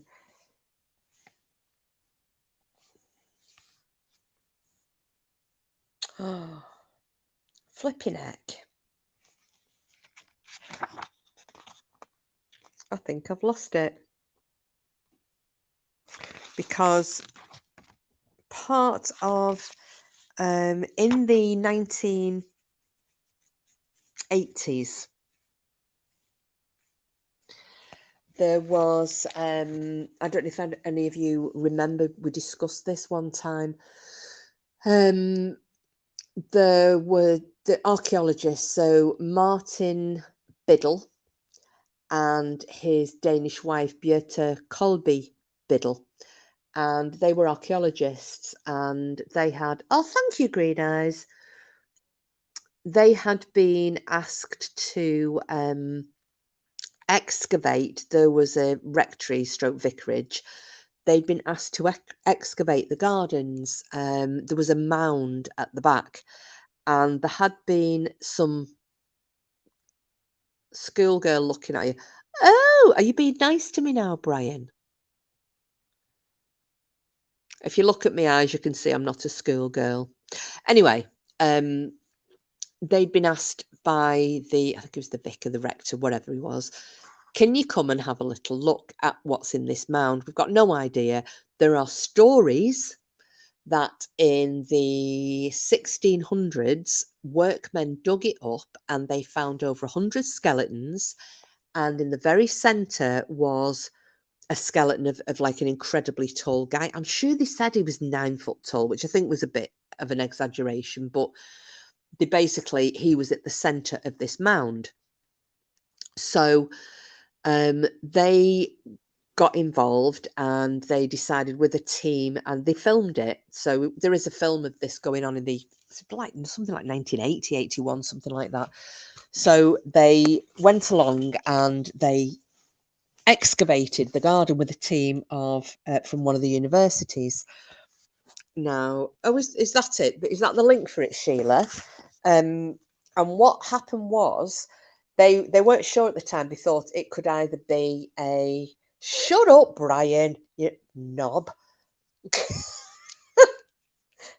And what happened was they went into it really with not a lot of expectations. They thought that it was possibly, they weren't thinking Viking, they were thinking possibly Civil War.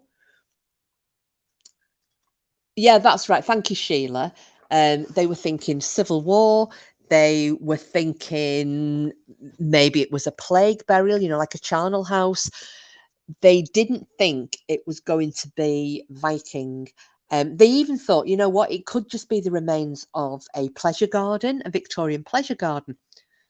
So they started to dig, and one of these archaeology students called over to Björta, Martin's wife, and said, I don't know what this is. And straight away she's like, oh my God, it's a Thor's hammer. And that was the first, she was like, straight away, it's Viking, it's Viking. So they started to excavate all of these skeletons. They found some coins which enabled them to date it, and it did date from the overwintering of the Great Army at Repton. It's the first picture I don't pull a face because I like pulling faces, Brian. You know me, I like to take the mick out myself. I don't do the duck face pouty. I've either got a tongue out or what have you, or I'm screwing my face up or something. So I actually quite like my hair that colour. I'm wondering, that was the light in the room, but I'm thinking, I don't know. Do you think I should go a bit red? I don't know. Dye me blonde locks? I'm not sure. Anyway, so they never found this guy, the big tall guy, when they finally dug. It was apparent it was a mass grave. A lot of these skeletons, these remains, they had terrible injuries done to them. And one of them in particular, they found this, the skeleton was laid down and there was a boar's tusk in between its legs.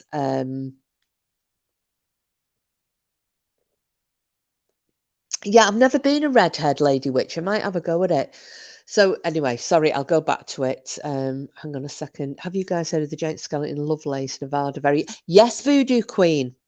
Yes, and I've been reading a lot about the giant skeletons across America in the different mounds. I don't know enough about it to have done a live on it yet, but I have been reading quite a lot in my spare time, and it's fascinating.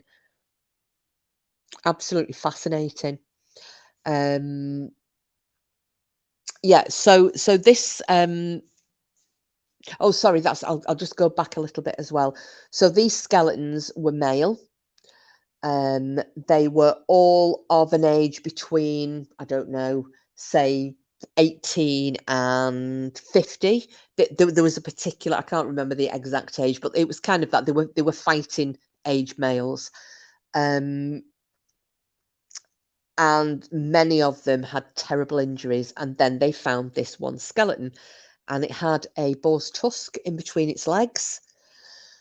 And they didn't know if it was, it might have been an ornament, it might have been something on clothing, because obviously the clothing's all rotted away, hasn't it, by now? You're talking 1,000 years later. And they got the skeleton up and they didn't think much more about it. And then years later, when Dr. Julian Richards was carrying out the Blood of the Vikings film and what have you. Oh, yeah. Oh, but it's only a skeleton, Brian. It's only a skeleton, but wait till you hear this and this will make you all cross your legs. So they then decided to revisit this skeleton, which had been stored away. So they got it and they laid it all out, and they reconstructed the skeleton on an examination table. And while they were there and they were photographing it and they were looking at different things, and the Biddles were trying to explain where they found the Thor's hammer, where they found the boar's tusk, and this is all there together. And a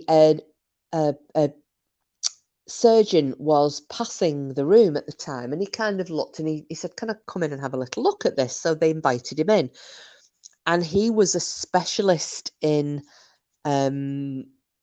oh, sorry, bear with me a second. My phone's about to go flat. I hadn't even noticed that was going. I'll just plug in here. He was, I don't know what you'd call it. Green eyes with your knowledge, you'll be able to fill us in on it. What do you call them? They're a specialist in bones. Osteo, I don't know. Not an anthropologist. No, I think that's in we, in it. Urology. Oh no. But anyway, he was a specialist in bones, and he started to point out all of these injuries on this skeleton, and they started at his feet. Now he was looking at the metatarsal bones, and there were kind of slices off them. It wasn't just that they were broken. You could see that these had been made with a knife. And he said, this is the hacking at this guy's feet. There were defensive wounds on arms. There were defensive wounds on the tarsals as well. So that fingers and toes, tarsals, metatarsals, they were sliced. And then there was also a injury to the neck, so it looked like the head had been chopped off badly. But also prior to that, there was also orthopedic. Oh yeah, orthopedic surgeon. Thank you, Lady Witch. I couldn't remember what they were called.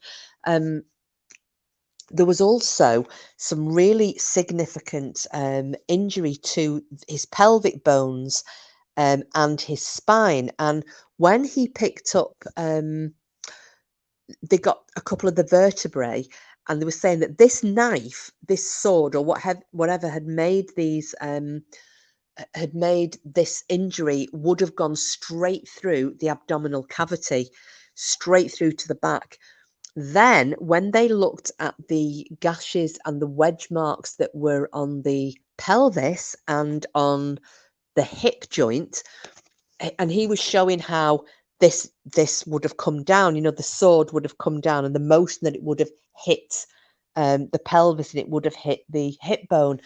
And they said with this particular one, he said, this guy, when this sword came down at this angle, he said he would have lost his penis and probably both of his testicles with this hack. And they thought then, because they'd never realized this before, while they were talking about it, because he said it would have effectively been disemboweled, he'd have lost his family jewels. And they then said that would have been why the boar's tusk was placed between his legs, so that that's right, Cassius, that's what the boar's tusk was for. Because when he went to Valhalla, he had to be a whole man. So he needed to, he needed to have his willy. So that's what the boar's tusk was for. And they were also then, because they were looking at the injuries to this guy, and he said this wasn't just a fight. This was probably him being on the floor and being hacked at, absolutely hacked at, by people who hated him. You know, if you think about it, you know, you've invaded my country, you've killed my family, you've killed my relatives, friends, whatever. You're destroying my country, you're in my city. Hack, hack, hack. They've got him down, and they've gone, because they could tell it was multiple weapons that had gone at him. A bit like Richard III. Do you remember when they found his skeleton? They could see the injuries that had been done to him. So this was about destroying rather than just attacking. Yeah, I mean, the pain would have been horrendous, and you have to hope that decapitation occurred pretty much at the same time, but unfortunately, I don't think that it did. Yeah, they probably did, Sheila. They probably did, but it just shows that the feeling at the time, what the locals felt that the Vikings were doing to them. There was a lot of hatred, and a lot of the anti-pagan hatred. It was stirred up by the church. The church didn't want these people here. Not only were they pagans, but they were basically fleecing the church out of their considerable wealth. Every time they raided, the church got that little bit more, that little bit poorer. Well, do you know what, Voodoo Queen? I would hope he did bleed out after the first cut, or at least went into, passed into unconsciousness. But do you guys remember when I went to York last year, the story of the Devil's Door in that old Saxon church? Yes, Brian, the first cut is definitely the deepest. They believe that christening when they were christening a child, they wanted to open the devil's door so that as a child was christened, the devil would go flying out of the door and then kind of inhabit the body of the first person it came to rather than the child. So they would skin a Viking and nail him to the door. Which version, Green Eyes? I love Sheryl Crow's version. I think it's lovely. I do like Rod Stewart, but Sheryl Crow definitely. So with this this big group, and obviously they've now worked out that these are all Vikings. They're all fighting age men. They've died in some terrible ways. So this wasn't an epidemic that had swept through the winter camp. This was a battle. These were probably, there were potentially people going out foraging, and the locals have just come across them and, left them for dead, killed them, thrown the body in the river, and then the brothers, fellow Viking warriors have come and retrieved them and given them a proper burial. Now, there's a lot of talk that the body that was in the centre of the mound belonged to Ivor the Boneless, because he is said to have been at the head of the Great Army in Repton. It tallies in with the year that he's said to have died, but because they can't find him, they can't prove it. And that's another thing as well that always makes me laugh with Ivor's name, because nobody really knows why he was called Ivor the Boneless. And there's been some speculation. Again, I'm going to go back to use the Vikings TV series as an example. And they show Ivor as having no use of his lower limbs. There's no bones in his legs. So he's Ivor the Boneless, and it has been put forward that he was probably suffering from maybe some form of a disability, because there are stories that he was carried into battle on top of a shield. Was that because he couldn't walk, or was because he was victorious, or just because he was highly respected and they didn't want him to walk? Who can say? There is also another train of thought, because the Vikings were very good at creating nicknames for people. So, like I've nicknamed Cassius types with elbows.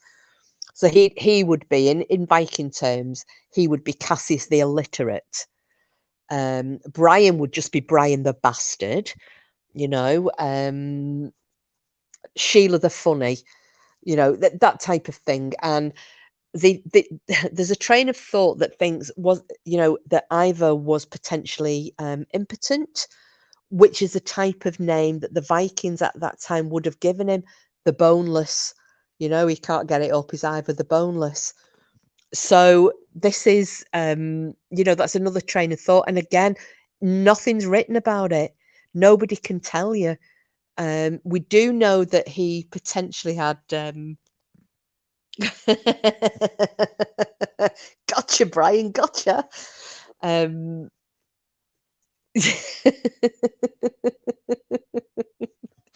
was harsh.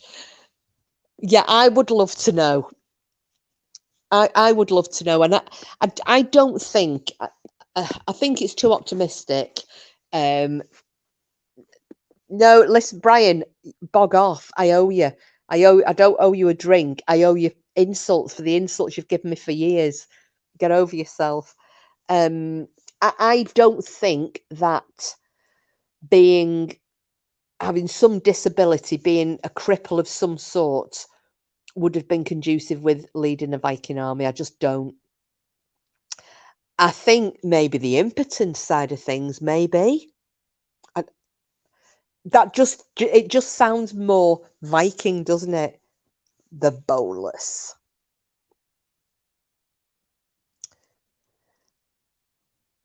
So yeah, I guess we'll never know.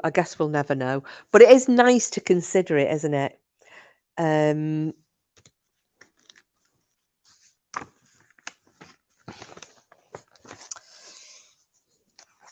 So yeah, so that was my little bit about Repton. Now, Gosh, bear with me a second. Because I'm now going to try and... I found me little bits about Repton. Right, bear with me a second. I'm now going to read you. Your Viking sides came out, has it? Brian, I love that. I'm going to put you up on the screen. Hang on a minute. I love it.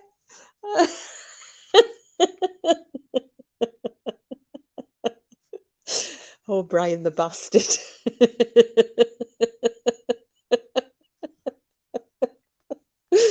I think it's brilliant. Oh gosh, you're going with the bones, are you, Cassis? Which bone? The lack of a bone, or the lack of bones in legs? I don't know. Oh dear me.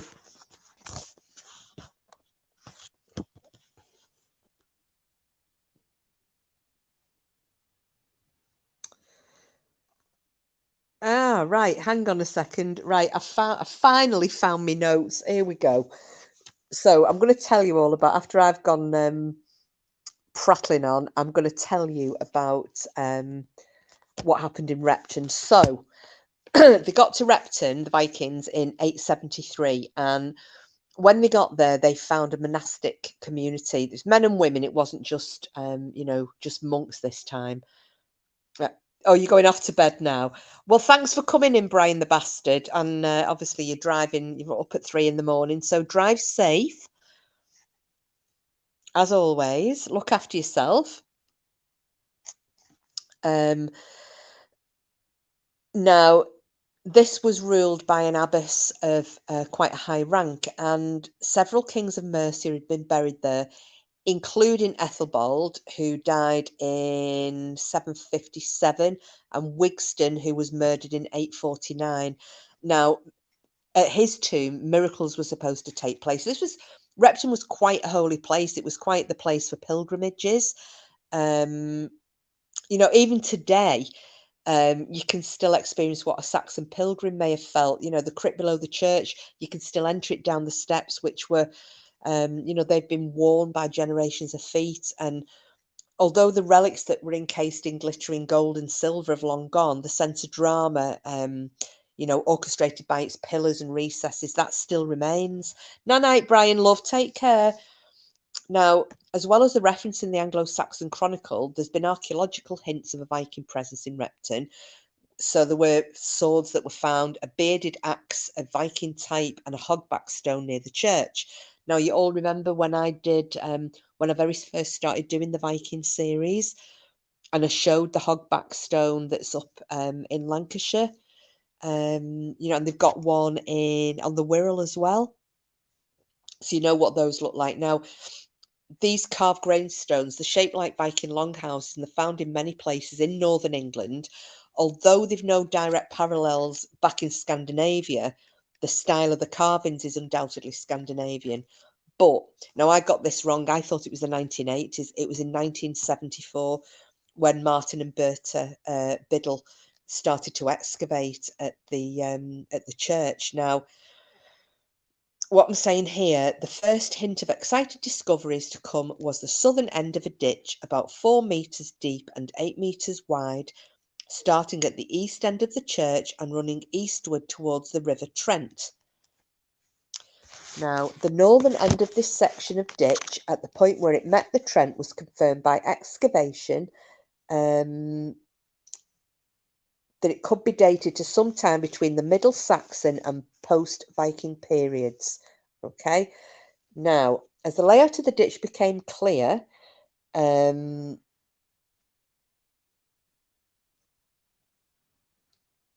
number of unusual graves were found, and the most striking lay to the north of the church, but inside the earthwork.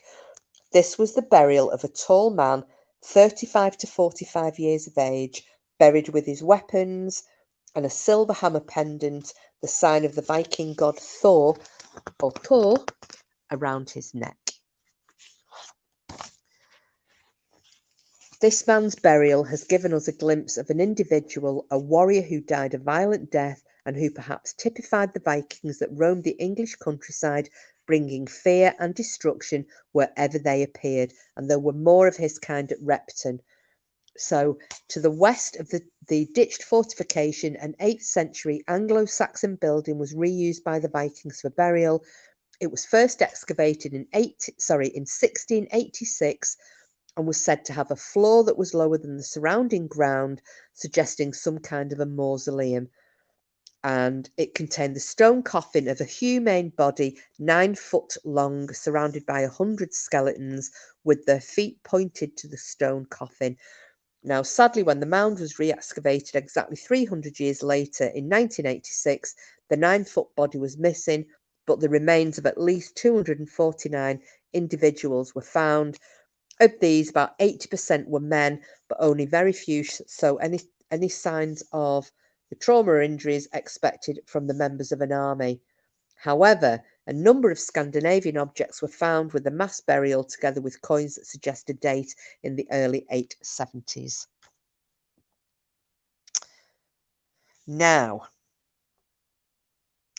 as regards the Viking chieftain Ivar the Boneless, or Ivar the Boneless, he's a semi-legendary character who plays a part in 12th and 13th century stories from both Denmark and Iceland. Now, in the stories, his father is Ragnar Lothbrok, and a heroic and half mythical Viking leader whose exploits are included in Saxo Grammaticus's Gesta Danorum. The problem is that he's almost certainly not a real figure, but a composite of several famous Viking leaders. So, was Ragnar's son a real Viking or a similarly invented character? So, Imhar, or Ivar, the leader of the Danish Great Army, is commonly identified by the legendary figure of Ivar the Boneless. Could this giant Viking skeleton have been that of Ivar himself, whose death, together with many of his warriors, may have led to the breakup of the Great Army? Now, when the Great Army left in 874, monastic life had ceased at Repton. The church was left in ruins. So, really, Repton provides the most compelling archaeological evidence for the Great Army. This is evidence that backs up the descriptions in the Anglo-Saxon chronicles. Now, they tell us that by 870, this band of raiders had made significant inroads into much of England. York was under the control, the kingdom of East Anglia had fallen into their hands, and the Mercians had been forced to pay tribute to the Danes. And it would seem that only Wessex stood alone against the Vikings. And if anybody has watched The Last Kingdom, that's where we're going with this one. So obviously not tonight, because I'm just about coming to the end of this, but Wessex, this is why Bernard Cornwell wrote about The Last Kingdom, and this is what it was based on. And he is a direct descendant of Uhtred of Bebbanburg, but that's a story for another day.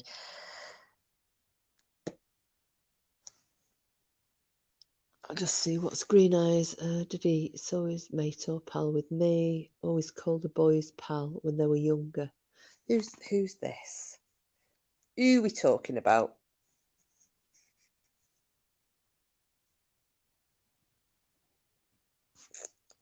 Right. Now,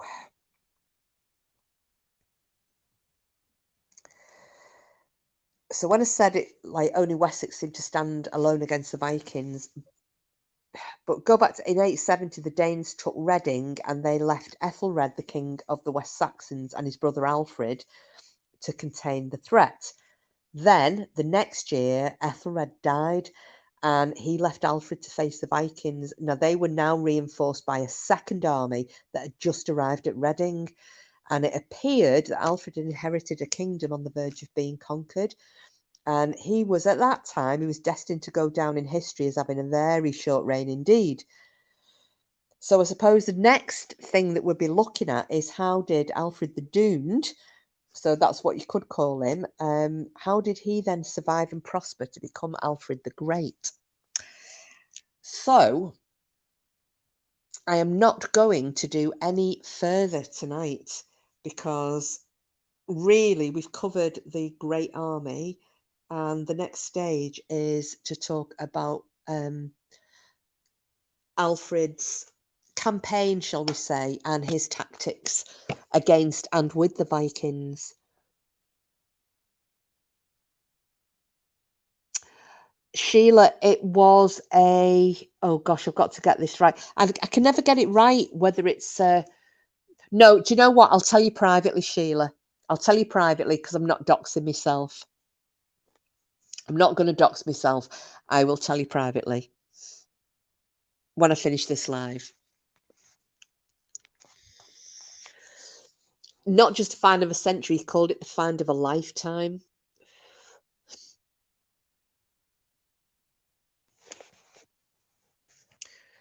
So, did you manage to stick with me on that one? Did you find it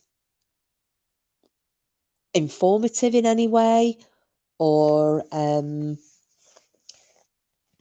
I whizzed through it too fast? Or because I know that normally, I know Brian takes the mickey out of me because I will get sidetracked. So I thought, no, tonight I'm just going to plow on and try and get everything discussed that I wanted to discuss.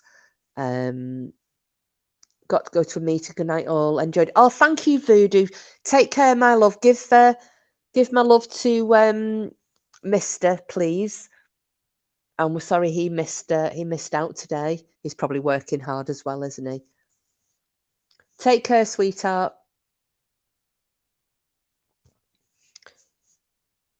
Yeah. Night from Sheila. Take care from Cassius. Yeah, so thank you, lovely. You take care, sweetie. So my next I'm not sure I'll do it tomorrow. I can't do it Thursday because I'm at circuit training. I don't know what my week has got planned for me yet. So but again, I'll schedule it in, but my next one will basically be talking about Alfred's England as he basically took it on and what he wanted to develop it into. Now, have any of you I think Sheila has, and I think Cassius have. I'm just wondering if any of you have watched The Last Kingdom, the series. I think it's got 5 series, and there is also a film out now called Seven Kings Must Die with Alexander Draymond as Uhtred. Because if you haven't, it's well worth watching because that it goes through the basically what was the Great Army getting into England and what had happened, and it does give you a good insight into the different because basically all the Viking leaders were fighting with each other. They were all at each other. Each wanted to be bigger and better and harder than the last one. They were all wanting to be earls and kings in their own right. All they wanted was to make their wealth and go to Valhalla. So it does give you a really, really good insight into the struggles between the Danes and the Anglo-Saxons. So yeah, I would thoroughly recommend watching that. I did read the books, and I'll be honest with you, sometimes you read books. Oh, bear with me a second. I've got no idea what's just happened to my telly there. I might just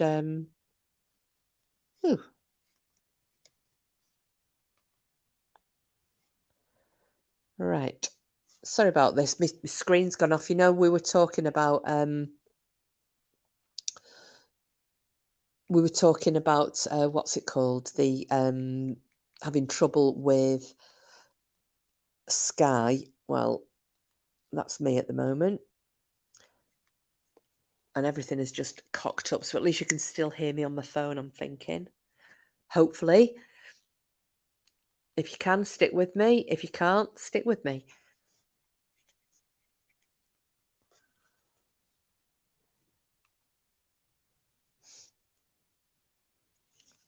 Oh, God, it's making me sign in again. Sorry, guys. Give me 1 second.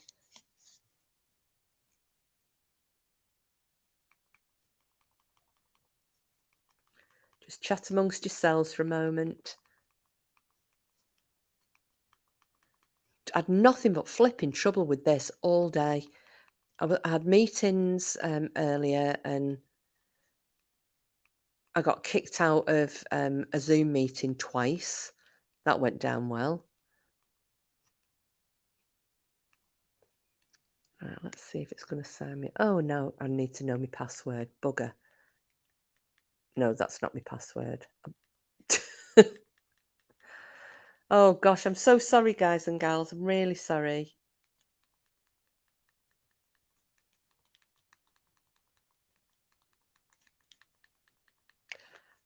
Right, nearly done, nearly done.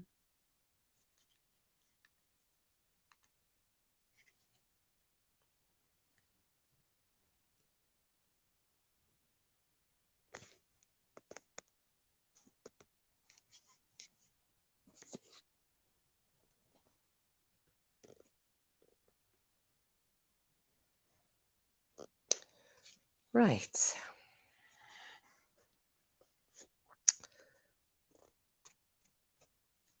Right, thank you. It's yeah, it's just my television. For some reason it kicked me out, which was a bit bizarre. Anyway, not to worry. So,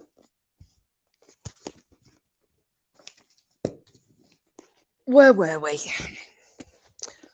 And what have we all got planned for the rest of the week?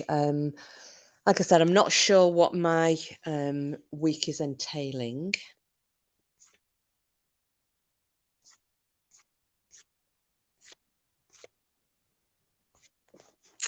I think, well, I'm not doing anything tomorrow. At the minute, I'm not doing anything tomorrow. I'm not doing anything Friday. Um, and Thursday, I'm going circuit training. And then Saturday, um, I'm going out for going out early morning. I'll probably be back early afternoon. I'm going with my two BFFs. We're going shopping and shit. Dropped off a meeting early, pain in the arse. Yeah, it just seems to be today, and I've no idea why, because I haven't had any problems whatsoever. So I don't know whether it's the weather or because there keep being these different solar storms, aren't there? And they're saying that it is causing a lot of interference with broadband signals or Wi-Fi. I don't understand it.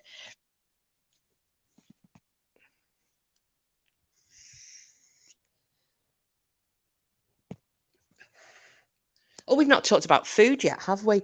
Right, I'm going to tell you about food. I love this at the end of the live streams, and we go through all our repertoire. Most reliable from SpaceX. The speeds are unbelievable. Oh, right, okay. They were just as I moved away from the File Coast, they were just putting in that 6G there. I'll be honest with you, I'm quite surprised that, considering how remote I am here, how good, generally speaking, I know today's an exception, but how good the phone and internet signals are. Green eyes, food then smut.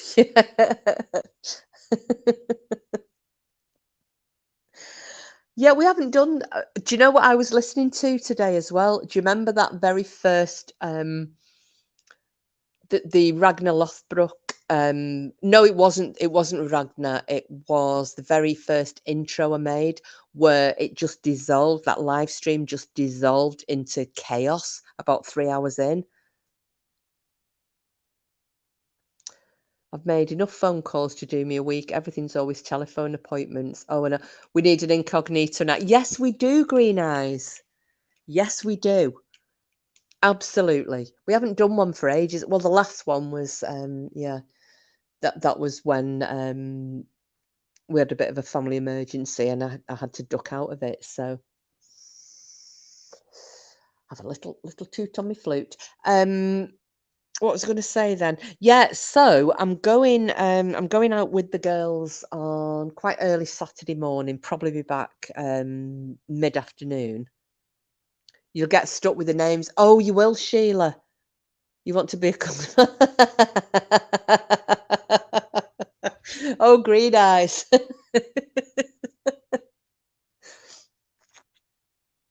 I don't know what I would be. The thing is, what theme would we have? I still think the funniest one we did was the alien one. That was oh, speaking of which, get this. Um, I can't remember who's heard this. Sheila has, and I think Green Eyes. I think you did as well. My recording. They can't get the 5G working here, let alone the 6G. No, I didn't notice any difference with the 5G either, Cassius. It was rubbish. First part is easy. Don't know about the possum.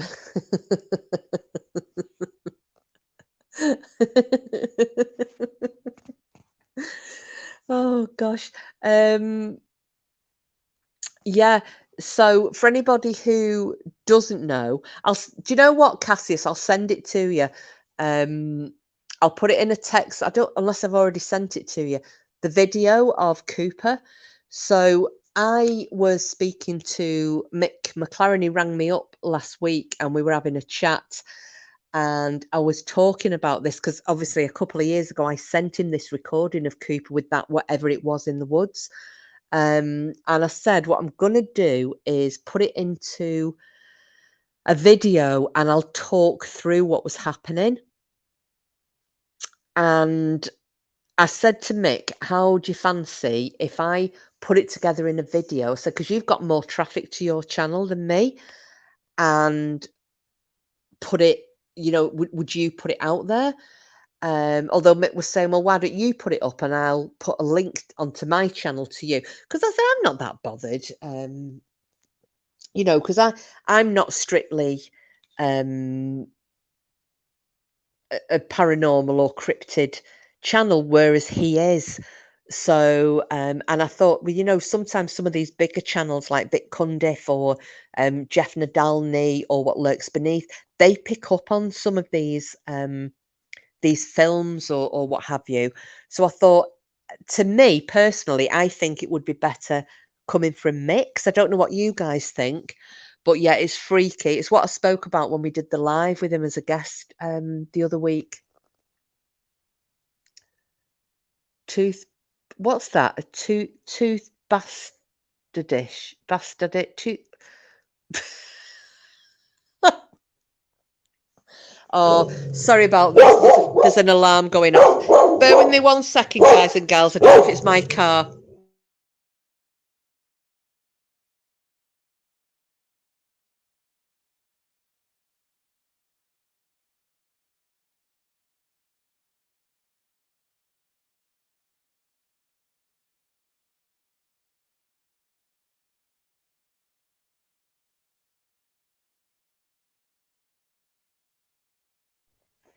Right, I'm back. It's just Cooper really hates he hates high pitched noises. Like if you have a fire alarm, smoke alarm going off or something, or a house alarm, a car alarm, he gets really upset by them. Then again, he gets upset by everything, doesn't he?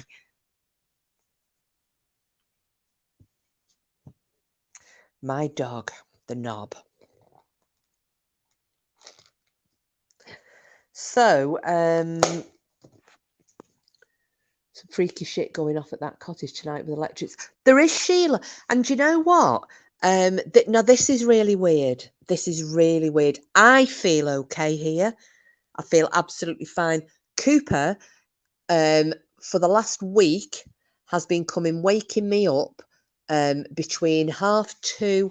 Some nights it's 2:30, might be 3:00. The other day it was 4:00 in the morning. He comes up, he's hyperventilating, he's whinging, and he is pulling at me. And when I wake up, he then jumps up and lies on my head.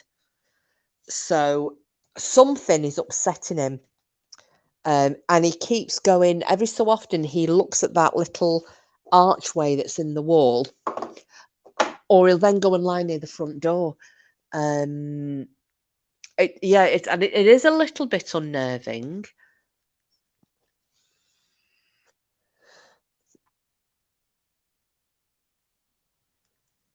Oh, is it? Yeah, but the thing is, your cat doesn't weigh 55 pounds. This little bugger, he thinks he's still like 8 weeks old and tiny. You know, when he was a real little didder, and I brought him into because he was crying, and oh God, he broke my heart. He was just cry, cry, cry because he came from a litter of 10 puppies, and I'd been told put him in his put him in a cage, and he was crying, and it wasn't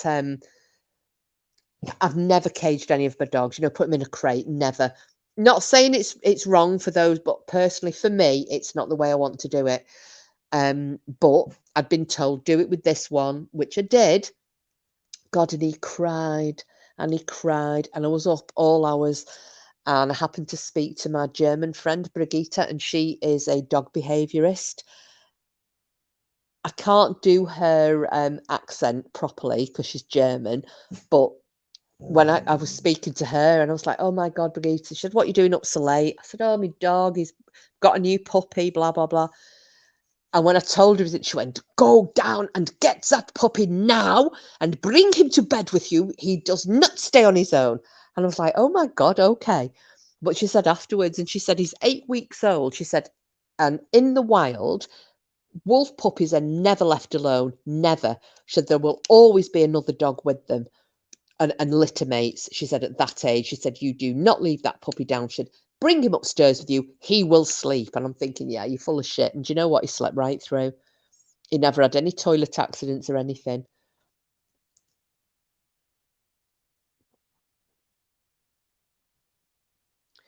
Flocky hates the bucket lorry. Oh, he growls. It's, oh, right.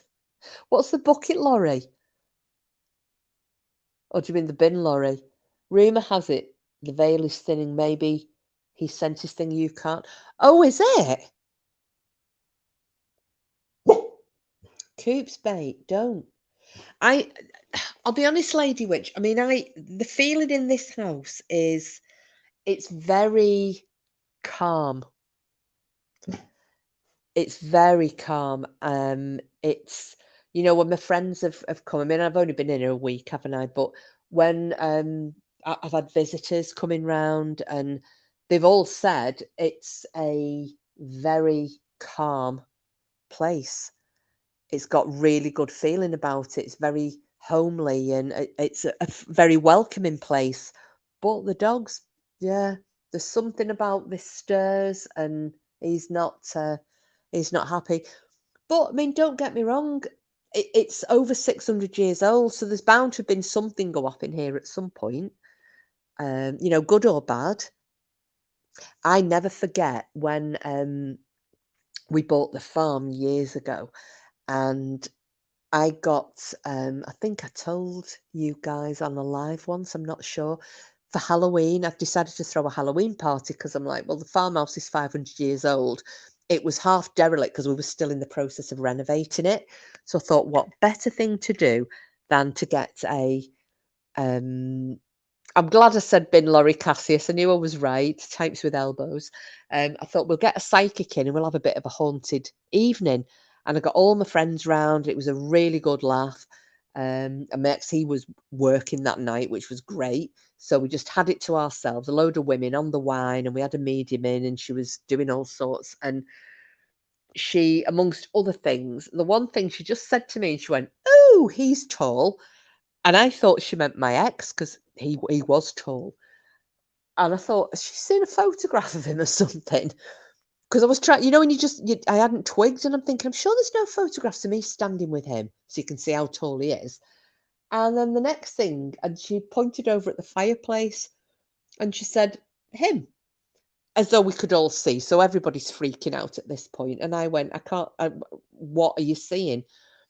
And she said, he's very tall, very tall. She said, and I'm going to say 6'8" or 9. She said he's dressed in a form of she said it's not quite tartan. She said, but it's a skirt, it's a kilt type thing with a cloak and what have you. She said, but it's not, a couple of 100 years ago. This is very ancient. She said, I'm talking 1,000 years ago. She said he's got masses of long blonde red hair going down his shoulder and a huge beard. She said he's an absolutely beautiful man. And she said, he's your ancestor, and wherever you go, he goes. She said he's got the biggest sword I've ever seen.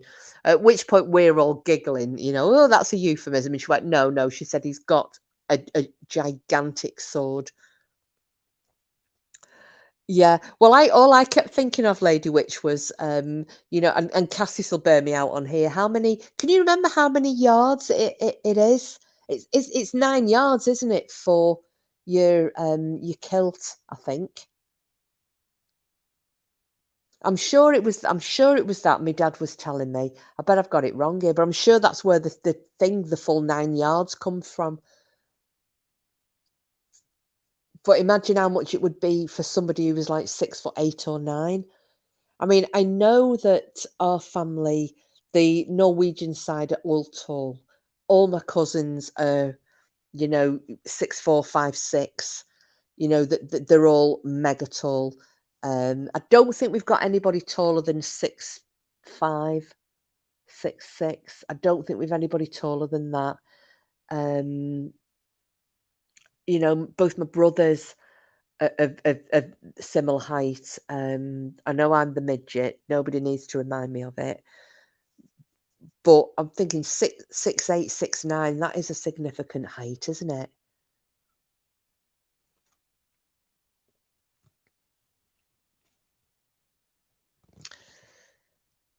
I'm gonna have to Google that about the full 9 yards. I probably have got that wrong, and it's something else. But I seem to remember that being brought up by my dad one time. So, anyway, what time are we on now? Ooh, so it's nearly 10 in the UK, PM. So what I will do is I'm going to wind this one up now, everybody. Just because I'm tired as well, and we've talked about the Great Army. So the next one I'll do in the Vikings series is going to be about King Alfred's England. And the effect that the Vikings had on that. I still need to do the Northeast. I still haven't specifically covered the Northeast, which I do need to do because there's so much surrounding York and Lindisfarne. And I know we've covered a little bit tonight, but not enough. I think with York, I would love to be in York and to deliver that one there, but it doesn't look like I'd probably get there this year. Right, so everybody, thank you so much for coming in again. It's been really nice. Obviously interspersed with our general chit chat. For anybody new to the channel, I'm sorry, this is what we do. We'll have a bit of a laugh and a giggle. Just while I compose my thoughts, because trying to remember, a lot of the stuff is all in my head. Other things I have to write down. Occasionally I will read a book of some sort as well. That doesn't happen very often. But yeah, so if you get a bit confused, all the joking about me not finishing or TikTok, it's because I tend to digress. So Green Eyes, thank you so much for coming in. So can't remember who's here. I'll try. Green Eyes, Lady Witch, Cassius, Sheila, Simples, Voodoo, Frida, Night Owl, Danny After Dark, Janet, a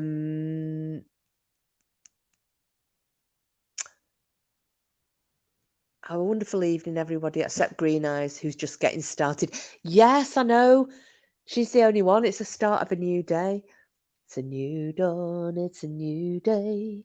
I think the next one I'm going to do you know what? I'm not going to do Vikings next time before you all go. I'm not going to do Vikings next time. I'll mix it up. So the next one I do, I'm going to do Dogmen. Because, yeah, that was supposed to be my next one, and I have a really good story. So I will, the next night I come on, so whenever that may be. I will schedule it in, but it's going to be a Dogman night. I knew you'd like that, Green Eyes. I knew you'd like that. Um, so yeah, please take care, everybody. Thank you so much for coming in and bearing with me while I've waffled on about my Viking stuff. But you know I like to waffle, and I shall see you all hopefully before the end of the week. So as always, see you all on the bright side.